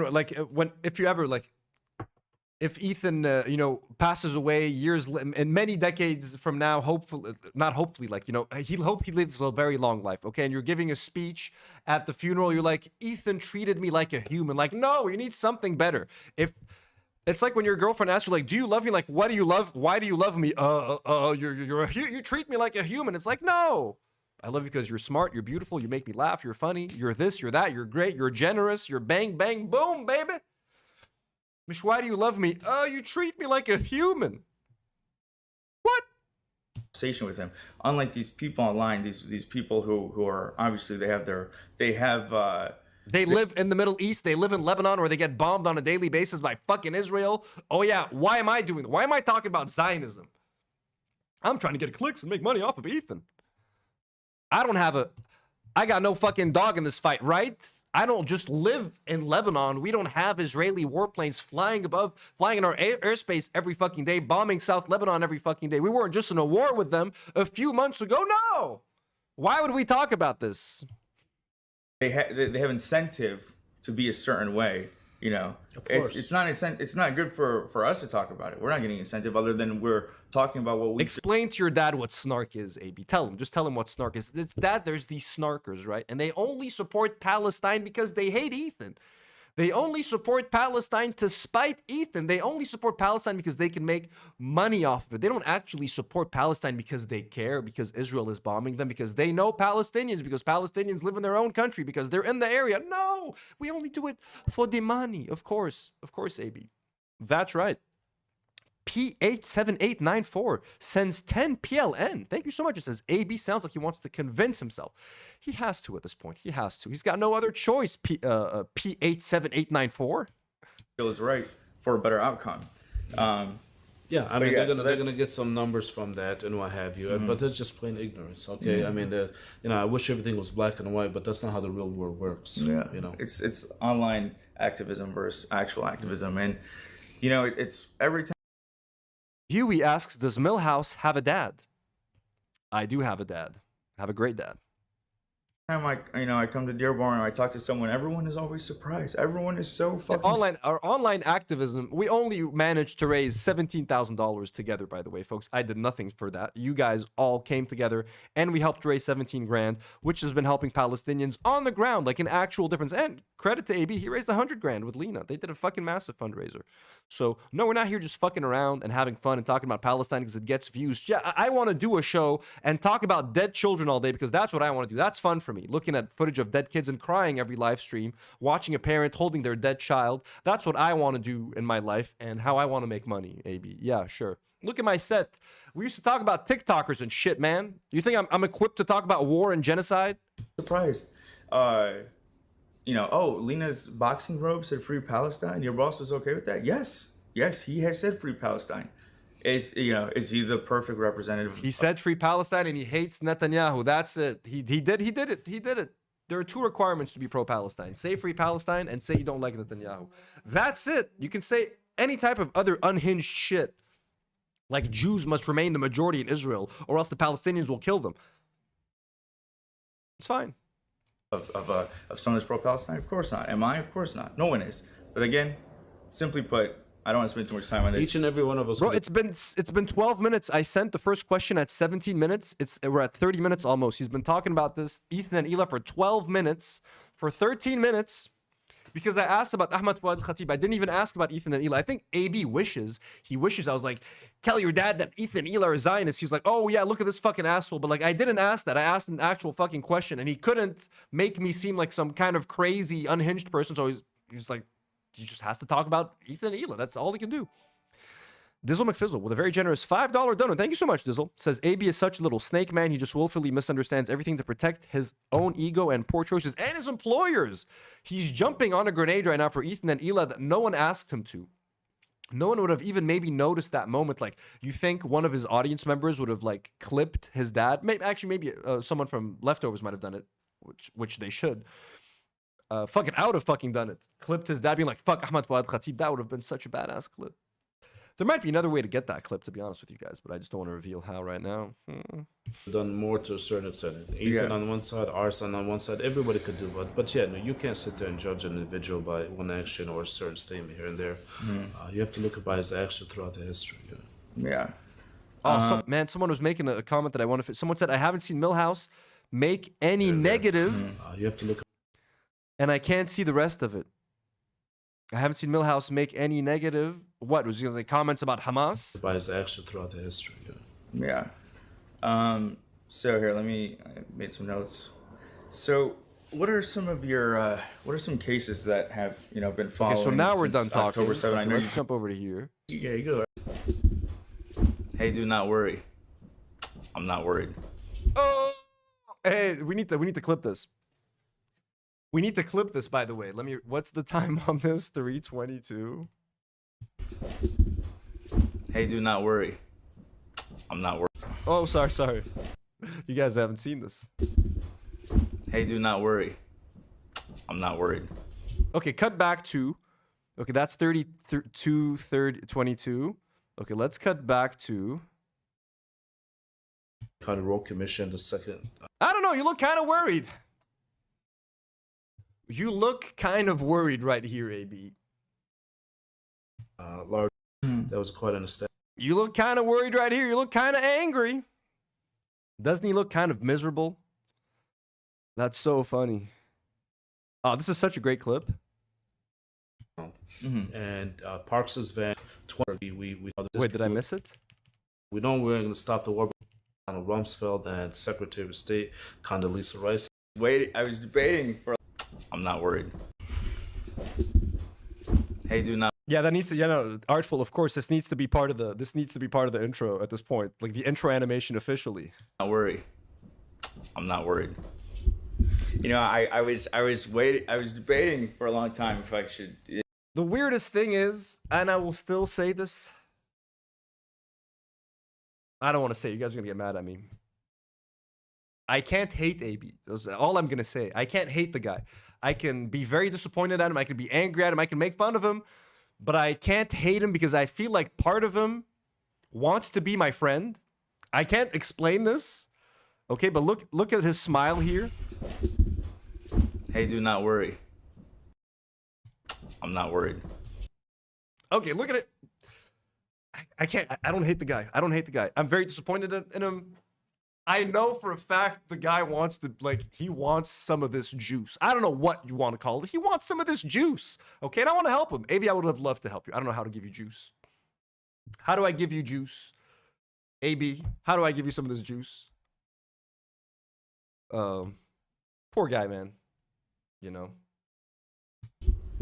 I was debating for a long time if I should do this with my dad, and I was like, well, I don't want him to get hate. I don't want him to do anything. So we had dinner yesterday, And I brought it up, and he says, they can't cancel me. He goes, I don't give a fuck. We do whatever the fuck you want. He's like, I'm not trying to. They're trying to make it seem like I'm trying to cancel his dad. I'm not trying to cancel your dad. I like your dad. Your dad's a fucking badass. I wanted your dad to give a fucking badass answer. No one's trying to cancel your dad. Your dad's not gonna get canceled for saying fuck Ahmad Fouad Alkhatib. Maybe H3 fans might get mad at your dad if he says fuck Ahmad Fouad Alkhatib. They will get upset. We will celebrate. I will hang a framed picture of your dad right here. I don't even have a framed photo of my own dad in my studio. I will have a framed picture of your dad, AB. We're not trying to cancel your dad. What a weird way to frame this. Bacon and Meg says, be the next Frenemies podcast with AB. Oh, that would be pretty, like, I mean, I think people would watch at least one episode. I don't think we have the charisma to carry it forward, but. Gonna do. My dad's had one client in the past, one like crazy client who like tried to smear him online, and he didn't even know about it, nor did he give a fuck. Like you can't because, you know, this is the real world. You know what I mean? This is the fucking real world. He's trying to make it seem like I'm trying to smear his dad online. Motherfucker, I'm trying to get your dad to insult the guy that smeared your dad. Okay, Ahmad Fouad Alkhatib is smearing care. He's smearing people like your dad who are out there actually helping people in their day-to-day. And people like Ahmad Fouad Alkhatib are going on H3 podcasts and calling them terrorist adjacent. I'm doing you a favor. Why am I here? I'm here trying to help you train your dog.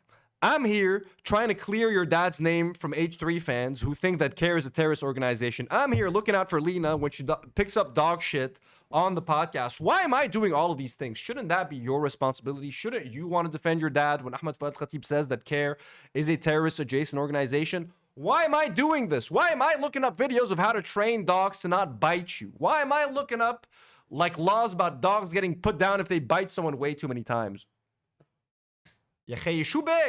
And now he's being like, he wants to cancel my dad. How? I'm telling you, your dad is a badass. Your dad is a G. Salutations. Yatik Alf Afia Istiz Nabih Ayad. We love you. What a weird way to like turn his fans against me because I didn't say anything in the super chats to like make me seem fucking unhinged or crazy. So I gotta be, now I'm trying to cancel his dad apparently. Okay, that's cool.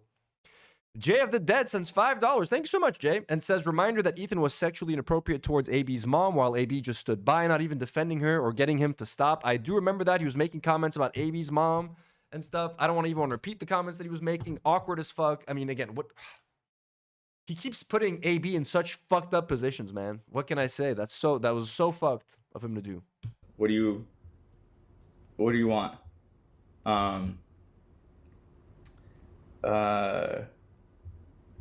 No views on. Oh, that's a great question, Crafting. I think when he comes back, we'll be more laid back, and I'll ask him more about some of your questions. How coming up in the chat? I've been noting them on the side for you, but they say they're deluded. They think they can cancel your dad. He's uncancelable. No one wants to cancel him. I want to praise him, and I wanted him to give us a legendary fucking clip that AB has deprived us of. Because he doesn't want to ask his dad an honest-to-God question. Why wouldn't you ask your dad the question? You just not want to... Don't even mention my name. Don't even be like, do not worry podcast. Be like, this fucking random dude is asking about this random guy. Don't even mention Ahmad's name. Yeah. You want to come sit for a sec till my dad gets back? He is truly AB's dad quoting a movie.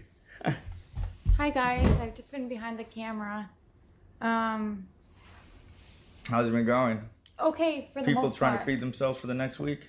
No, I don't think so. I mean, I didn't see... People trying to feed themselves for the next week. He's talking about yours truly right now. He's talking about yours truly. AB, again, how do you make your living? How does H3 Podcasts make their money? Who do you guys talk about on your show? What do you guys put on your thumbnails? What do you guys put on your titles? I'll wait. Actually, we don't need to wait. Let's go look. Let's go look. Let's go take a look-see. H3 Podcast. Okay, yes, that's how you call it. Let's type it again. H3 Podcast. Okay. Oh, look, it's an H3 Podcast. Very cool. Let's go to the live tab. A papaya. Boom. Oh, look, Trisha Paytas on a thumbnail. Oh, look, Trisha Paytas on a thumbnail. Or look, Candace Owens, Hassan Piker. More poker. Lawsuit talk. Look at that. What's her name? Fuck. Cruel World, Happy Mind. Let's do 5 live streams in a row going after this person.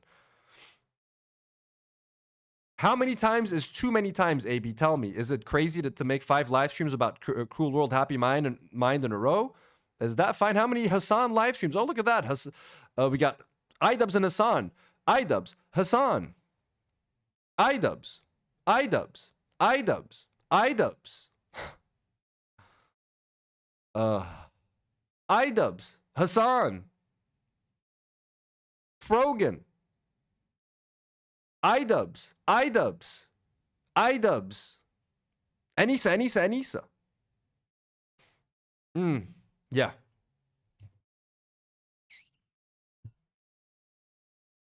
There you go. Plus, AB, I'm unemployed, man. I gotta pay the bills, man. Now that you know. I said in the chat earlier, I'm like, guys, let's be nice. I haven't seen any negative comments so far, but for the People most trying part, to feed themselves for the next week? No, I don't think so. I mean, I didn't Funny joke. Funny. see. I said in the chat earlier, I'm like, guys, let's be nice. Kate from Canada says that's such a classist thing to say. It is. I haven't seen any negative comments so far, but I don't know. Maybe I missed some because people in the chat were saying, I don't know. Instead of hearing someone who was a refugee because of Israel, who is talking about his experience and what he's doing for it, it's more important to come in here and try to get yourself a title for your next video. I understand you got to eat, but have some steheshways. Did I say that right? You did. Oh, he's still on that. He says "stehe shway." That means "stehe halak," yani have some shame. Have some shame. Like you're coming in here trying to get a title for your next video. I wasn't in here trying to get a title for your next video. I was in there trying to get an answer from your dad. Again, did I ask about Ethan? Did I ask about any of the podcast stuff? Did I mention Ethan being a Zionist? Nothing. I'm like, what does your dad think about this fucking guy calling an organization that your dad has worked closely with, CARE, a terrorist-adjacent organization? And AB's making it seem like I'm here stirring shit. I'm here causing drama. I'm like, Mr. Ayad, did you know what your son does for a living? Like, I mean, you could tell your chat that's what I'm doing, but they can read what I wrote, right? Going for it. It's more important to come in here and try to get yourself a title for your next video. I understand you got to eat, but have some steheshways. Did I say that right? You did. Thank you. You're getting better at your Arabic, AB. Inta istahi your whole fucking podcast. Inta istahi ala your whole job. Your whole job is harassing people online for money. How do you get paid?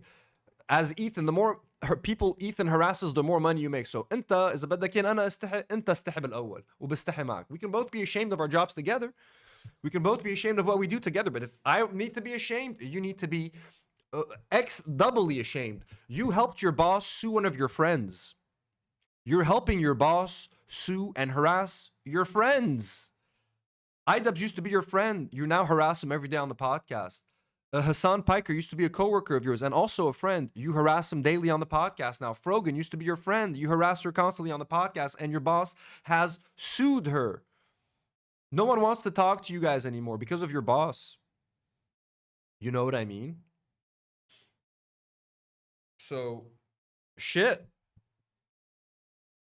What have I done? You know what I mean? Like, I talk about strangers. I don't even know you fuckers. You know the people that you're going after and you're harassing and you're sending harassment and hate messages and like fucking look anytime Frogan fucking tweets, bro, it's nonstop harassment and you perpetuate that. And that's a person you know, that's someone you've spent physical time with. I don't know you fuckers. I don't owe you anything. And I've already bought a lot of Teddy Fresh. So, what are we doing here, man? What are we doing? Your job is to harass your fucking friends. Ex-friends. You don't have any friends anymore, but yeah. Okay, I think he's back. Yeah. I'll be around, guys.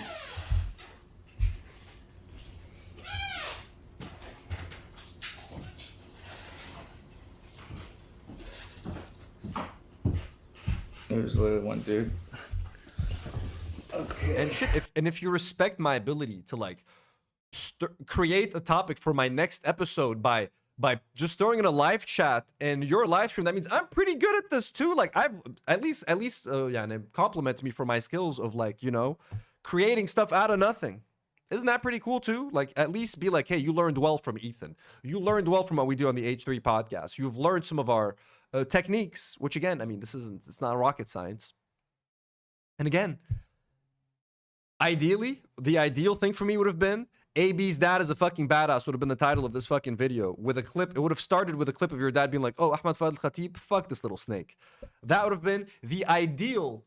Because what if you had actually asked your dad the question and he had answered it? What would I have anything negative to say about you right now? No, but you're such a fucking coward, man, that you want to defend Ethan and Ela when they're not even mentioned. Instead of asking your dad a very genuine question, you're like, Ethan and Ela aren't Zionists. Okay, and then you talk to him about it. You talked his ear off for 20 minutes about how Ethan and Ela treat you like a human being. He's like, what the fuck is going on? We were talking about like human rights and now you're talking to me about your boss?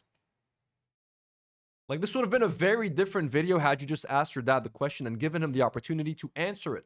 And I'm sure he would have answered it perfectly. But now instead, I have to criticize you for, like, running cover for Ethan and Ela. For what reason? They're, like, playing poker or some shit right now. They're even thinking about you.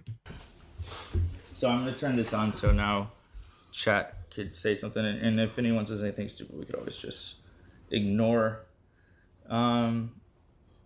Did I just show my? I think I might just show my passcode. So on they're screen, done. So I think they talked about me in the car. Just for this phone. But how are we gonna get to that? I have no idea. Yeah, people are loving it, Dad. You can get. Right. Oh, really? His first new car. How's it? Whatever. We're gonna get out. But yeah, it's a convertible too. That one. Yeah. It's just nice about Jeeps. No, but hers specifically. Yeah, I'm sure. Okay, they're not gonna. They're gonna wait till the dad leaves. They're not gonna talk about. That's the only thing that was wrong with the Jeeps before. Look at that. Right. Like a glove. Good job. You gotta say glove in Spanish? By the way, I'm probably not gonna play Avatar. I said I might play Avatar on the gaming channel today. I've been streaming for almost 3 hours now, and my voice is starting to like get shot. So I'm gonna try to game tomorrow. I would love to play some fucking Avatar tomorrow. Oh, tomorrow I might actually play some Dark Souls 2. There might be Dark Souls 2 stream tomorrow night with my best friend Elias. So either Dark Souls or Avatar or both. But there's gonna be some gaming tomorrow, folks. But no more streams today. My voice is gone. Please don't care.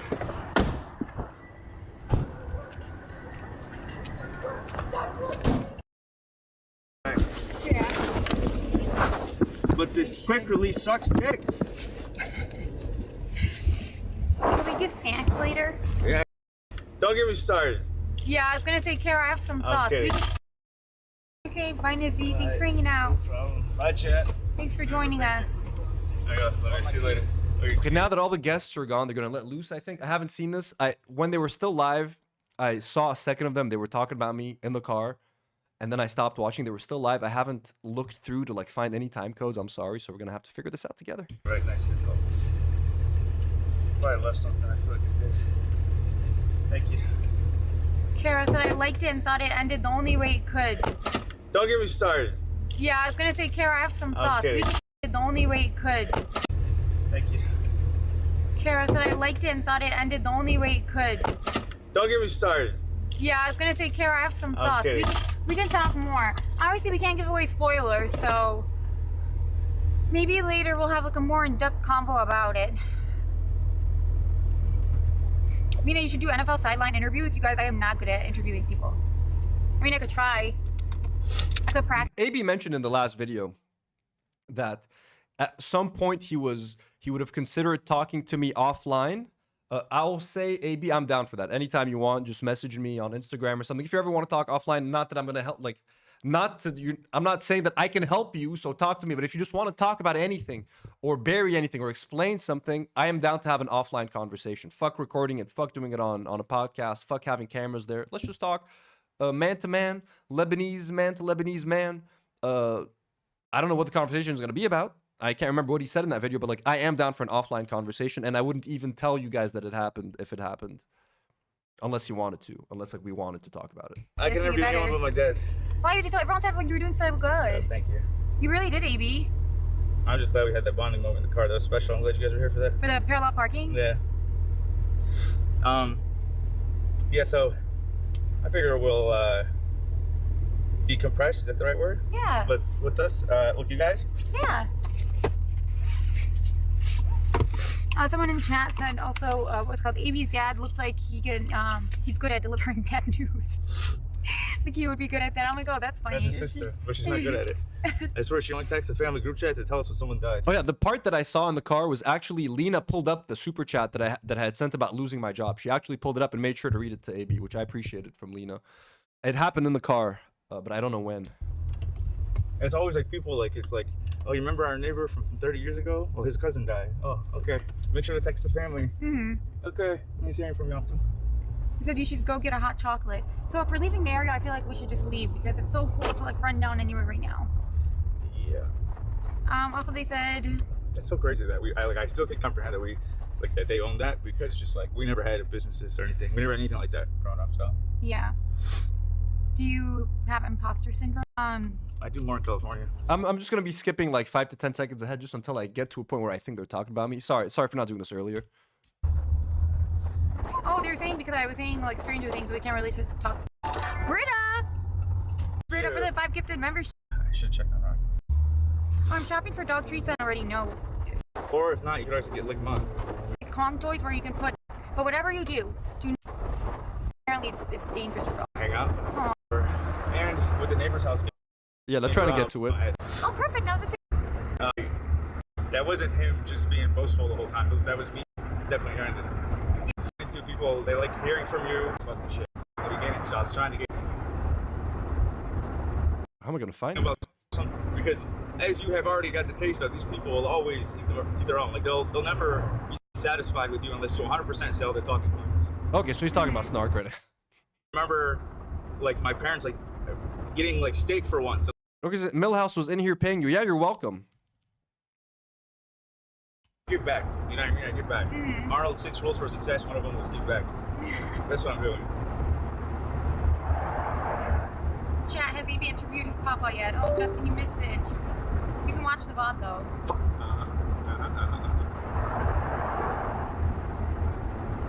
Thought the title said, ask my dad why he doesn't love me.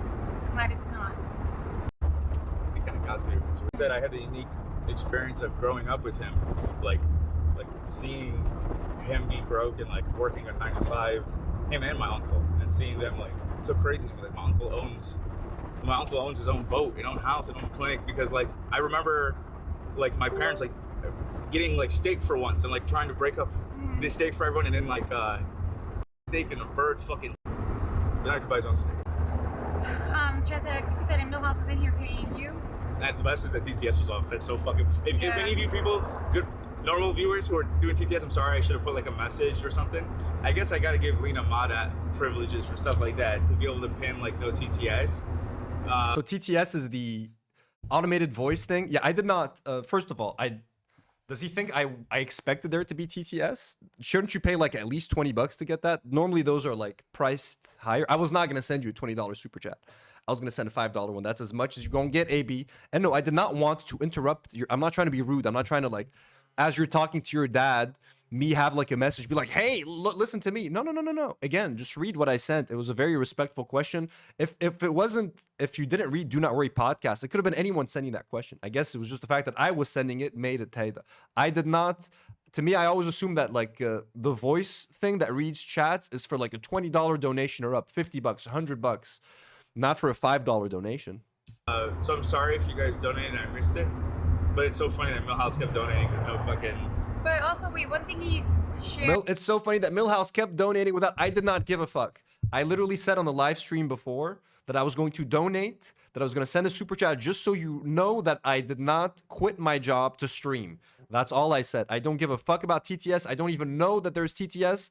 And if there is a TTS, I always assume it's for like very high super chats. Like anyone who's spending $20 or up. I'm not here to interrupt your conversation with your dad. It was never meant, like, I asked a question that was relevant to what he was talking about. You took it to Ethan and Ela and fucking changed the whole conversation. Never my intention. Never my intention. That I didn't want to tell you. He said, also, AB, I did not quit my job to stream. My team and I were let go and did not get. Oh, so she's reading it. There we go. Thank you, Lena. Thank you. Kept donating with no fucking. But also, wait, one thing he shared that I didn't want to tell you. He said, also, AB, I did not quit my job to stream. My team and I were let go and did not get paid our final salaries. YouTube saved my life. Alhamdulillah. I'm happy for you. I just want to clear the record. I'm still, believe it or not, I'm still rooting for you, bro. Until this is so weird. This is so weird. I've never had a situation like this in my life where like there's these people that we talk about each other and at each other like, hey, fuck you, and no, fuck you, and it's all like via YouTube videos, and then he watches me, and then I watch the response, and yet we've never spoken directly in our lives. It's so weird. Like, I'm just a normal person streaming. Like, all of this to me is so new. Like, you know what I mean? The most I knew about streaming was like watching Ethan, watching Hassan, and then on Twitter, like Dexerto would like share clips like, this streamer is fighting with this streamer called this streamer this. And now I am one of these streamers. It's just so weird. It's so funny to me, but it's just so weird that like they're out there, they're talking about me, I'm talking about them, they're live, I'm live separately, I send a super chat, they send a super chat, they're like, fuck you, you're a snark, all of this shit. And I've said horrible things, you know, and like we've never talked in person. It's just, I don't know, it's just so fucking weird. And as someone who used to watch these people, it's extra weird. And to me, the whole thing is weird. Like Ethan, like someone that I used to look up to, calling me like an anti-Semite, racist piece of shit on his podcast. They make fun of me, like all that. The whole thing is just so strange. It's been a strange last couple years. you're able to transition into talking about something, because as you have already got the taste of, these people will always eat their until you're able to transition into talking about something, because as you have already got the taste of, these people will always eat their own. Like they'll never be satisfied with you unless you 100% sell their talking points. He's giving me business advice, career advice, telling me to diversify my streams. Listen, we're trying, AB. We diversify. I'll do the occasional look. You got to talk about Ethan. I like to talk about Ethan and H3 like once a week. There's always stuff going on. It keeps the H3, the people that subscribe for H3 stuff, it keeps them happy. It's fun to talk about, man. Okay, I used to watch H3 just like for free, for fun, and I used to just give them money, you know? Now I can make it part of my job and like call out all the shit that they do. It's kind of fun, you know what I mean? But we do movie episodes where we talk about movies. We do like separate reaction things where we react to other videos. I do gaming streams. Not everything revolves around Ethan, but just like Ethan does like an Idubbbz stream every now and then and does a Hassan stream every now and then, wink, wink, you know what I mean? We'll do a little Ethan stream every now and then. What's the harm? So inshallah you find your groove somewhere else. Oh, also on that note, by the way, Lana in chat was letting people know that the TTS is not currently on. And oh, shout yeah. For the record. But also Millhouse. He's again. I had a feeling. I'm like, is he done? Is he done? I did not see this part. I saw the part live when she was like, he didn't quit his job. Now, the aside, the by the way, Millhouse, that's all new. Let's discover it together. But also Millhouse, for the record, saying that you were let go and you didn't quit also gives more credit to my theory of you guys needing, with all due respect, of you needing to fucking talk about us. Oh. He's doubling down on that. Explain to me how H3 works, how you pick your topics, how you pick your targets. You know what I mean? And I'll give you insight on what I'm doing here. But give me your insight. And no, don't put all your eggs in one basket, AB. I don't make all my money through streaming. I have a comic book business called the Comic Stash. Y'all want to buy some vintage comic books in Lebanon? I've been selling vintage comic books, AB. I'll send you a super chat next time so that you know on your next live stream. I'll explain. By the way, AB, I also make money via the Comic Stash. But yes, I sell vintage comics. I've been selling vintage comic books in Lebanon since 2015. I've been doing it for 10 years. I'm something of a comic book expert here in Lebanon, my man. I'm the guy for comics in Lebanon, so I'm doing that. I recently launched another little business to try to help out. This is just fun, man. This is fun. I also have a gaming channel where I play some video games. Okay, so he's trying to make me feel bad now. Like he needs to eat, so he has to talk about me. Listen, AB, I live in Lebanon. Things are much cheaper here than they are in LA. Okay, I don't have to whore myself out to afford to live here. Okay, as I said last week, your rent in LA costs more than my whole month of expenses is here in Lebanon, including my rent, including my bills, including going out, including having fun, including saving some money. All of that does not add up to what you just pay for rent in Los Angeles. So again, I don't need to debase myself to make money. You know what I mean? It's fine. How many Idubbbz videos are you guys going to make in your comeback? And make up shit like Lena's pulling Rocky's tail. Did Milhouse say that too? Oh, I didn't watch his. I didn't watch his. I used to tail. Did Milhouse say that too? Oh, I didn't make up shit like Lena's pulling Rocky's tail. Did Milhouse say that too? Oh, I didn't watch his. I didn't watch his. I used to watch. He broke my heart. I can't watch him. Aw, AB, I did not say you pulled the tail. I did not say she pulled the tail. I didn't say she pulled the tail. You guys have painted, they've made an enemy where there wasn't one. They've tried to paint an Ethan and Ela. Milhouse is unhinged. He said this, right? Isn't it? Nah. I've become the crazy one. I get it, man. I've become the crazy one. Your chat calls me Milhouse. No, I did not. I did not say you pulled the dog's tail. And even if you had pulled it, no, pulling it would be pretty fucked up. No, I did not say that they pulled the tail. If they had pulled the tail, it's bad. And they'll be like, but Hassan pulled the dog's tail once. That's bad also, guys. That's bad also. I didn't watch his. I just saw we were in the thumbnail. I think. Did Milhouse say that too? Oh, I didn't watch his. That I didn't watch his. I used to watch. He broke my heart. I can't watch him. I didn't watch his. I just saw we were in the thumbnail. I think someone came in chat and said that he basically said we're bad dog owners. Okay. Because last time he gave grace when he was like, Ethan didn't kill Shredder. He got fucking so much shit from those crazies. Yeah. Yeah, so now I'm saying that you guys are bad dog owners to get back on the good side of... I did not say you're bad dog owners. If I said it, maybe I said like once, but like the whole context was you guys are new dog owners. You're just inexperienced and you will learn. And if you learn, you might become the greatest dog owners. That's what I said. So I don't think you guys are bad dog owners. And again, AB, you can reach out to me offline. I will never talk about it. Promise. Honor. And if you do want to talk offline, we will talk offline and no one will have to know about it. Unless me and you agree to tell people, hey, we talked offline, we're good. But I'm down. For having a human take, a normal take. So you can't say anything like even remotely yes. positive or not even neutral about us. Everything must be negative. Chat, is what they're saying true? I'll let you guys answer. Do I not say anything positive or nice about them? My chat yells at me all the time for being too nice. I just said that I don't hate you. Now that's not a nice thing, but like, come on. Chat, please answer them. I'm waiting. There's a 20-second delay. So we're going to have to wait a little bit. Look at the beautiful bonsai tree. Chat, don't you guys yell at me every day for being too nice? Do I really? Do you guys take me for someone who's afraid of what people on? I'm not afraid of people on Snark are like normal people. Okay, some of them can get a bit too passionate. Some of them maybe get a bit too angry on something. Some of them maybe don't let things go even after a long time. For the most part, they're normal, man. A lot of them are right here in this chat. Everyone telling me I'm too nice. There you go. AB, go to my live chat and look at what people are saying. Yep. Also, which reminds me, Chad was recalling from our Palestine fundraiser when we interviewed your dad, and something he said was, "You have to lead with love." Like on the are always so and hateful. Be a good representative of the movement. Yes. And they thought that I fed that line to my dad.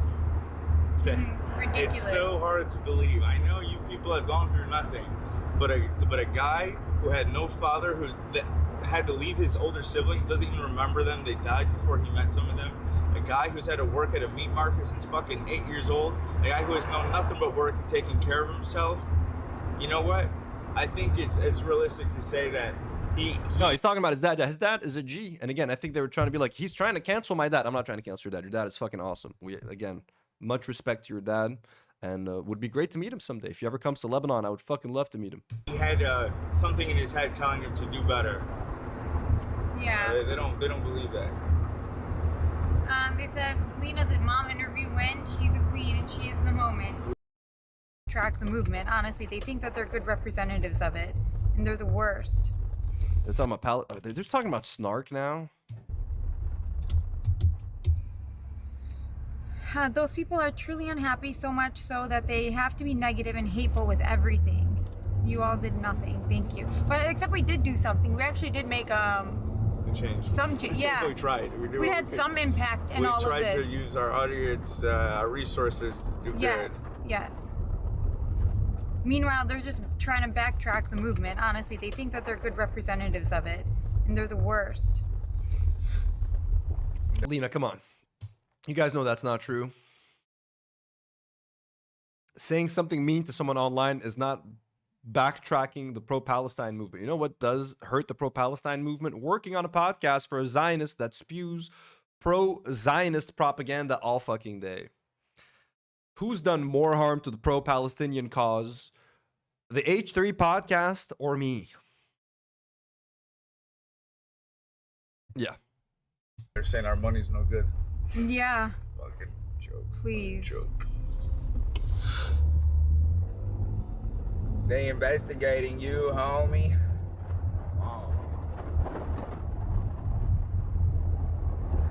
He misses the podcast so much, he's just reciting the sound bites. And I know which one they're talking about. They investigating you, homie. You guys want to know something? You guys want to know something? I actually love Millhouse. This car wash up here. My dad used to work at it when I was a kid. He used to take me there. I think when we first went in there, like when I went with him the first time, or with the other I think place, they're done talking about me. I don't have no idea. Why would they bring me up again? Sorry, what they say? Cree said, Amy, forgot to ask your dad if you and Lena should quit your jobs and move back to Houston. Well, it was implied. Thank you, Cree. He changed the restaurant. All right. I'm tired. This has been over 3 hours. Holy shit. At the car wash. We done, folks. Thank you so much to everybody who joined. It went like an hour longer than I thought. I didn't think I would spend so much time on this, but we did. Oh, we did. I'm going to go rest my throat. I'm going to take another little spoonful of honey. I'm going to have a little bit of water. I'm going to eat some karabish, perhaps, which is like a pistachio-filled little Arabic dessert, which you dip in like a very sweet whipped cream. It is so delicious. Thank you, everybody, for being here. Thank you to everybody who gifted a membership, who joined and became a member. Thank you to everybody who sent a super chat. So fucking generous of you. Love you all so much. Let me bring a karabish to eat with you. Let me show you guys some of our lovely Arabic sweets. I'll be right back. I'll be right back.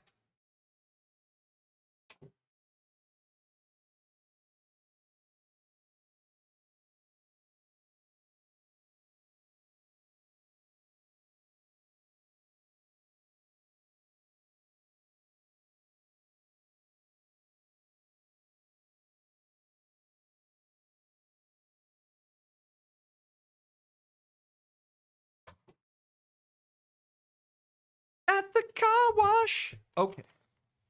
Let me show you guys some karabish. It's a very tasty Arab sweet. I'm not going to call it Lebanese sweet, but it's an Arab sweet. So it's a little tray. I don't know if you can see them. So they're like little fingers, like they're chubby fingers. I'll show you an individual one like this. It's like some kind of a dough. They're like baked or something. And this is filled with like crushed pistachios.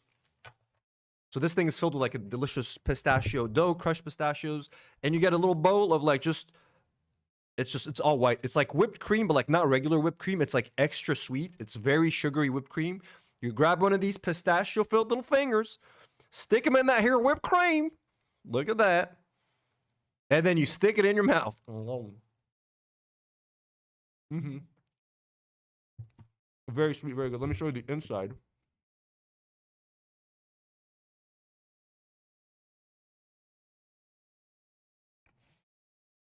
Stuffed with pistachio.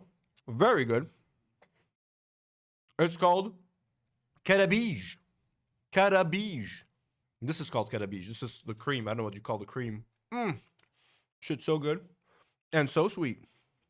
So sweet. Oh, yeah.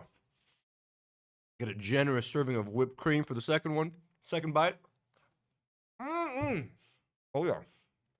It's like a biscuit, Jack. It's closer to like a biscuit stuffed with pistachio. Oh, yeah. Very tasty. Yeah, not like cake. Definitely like harder. They're hard. You gotta bite through it. But anyways, they're very sweet. I had two already earlier. This is my third one today. They're very sweet. I don't need any more. Have a good night, everyone. Thank you so much for joining. Thank you so much for becoming members. Thanks so much for subscribing to the channel, for engaging in the live chat. Join our Discord. Love you all. And as always,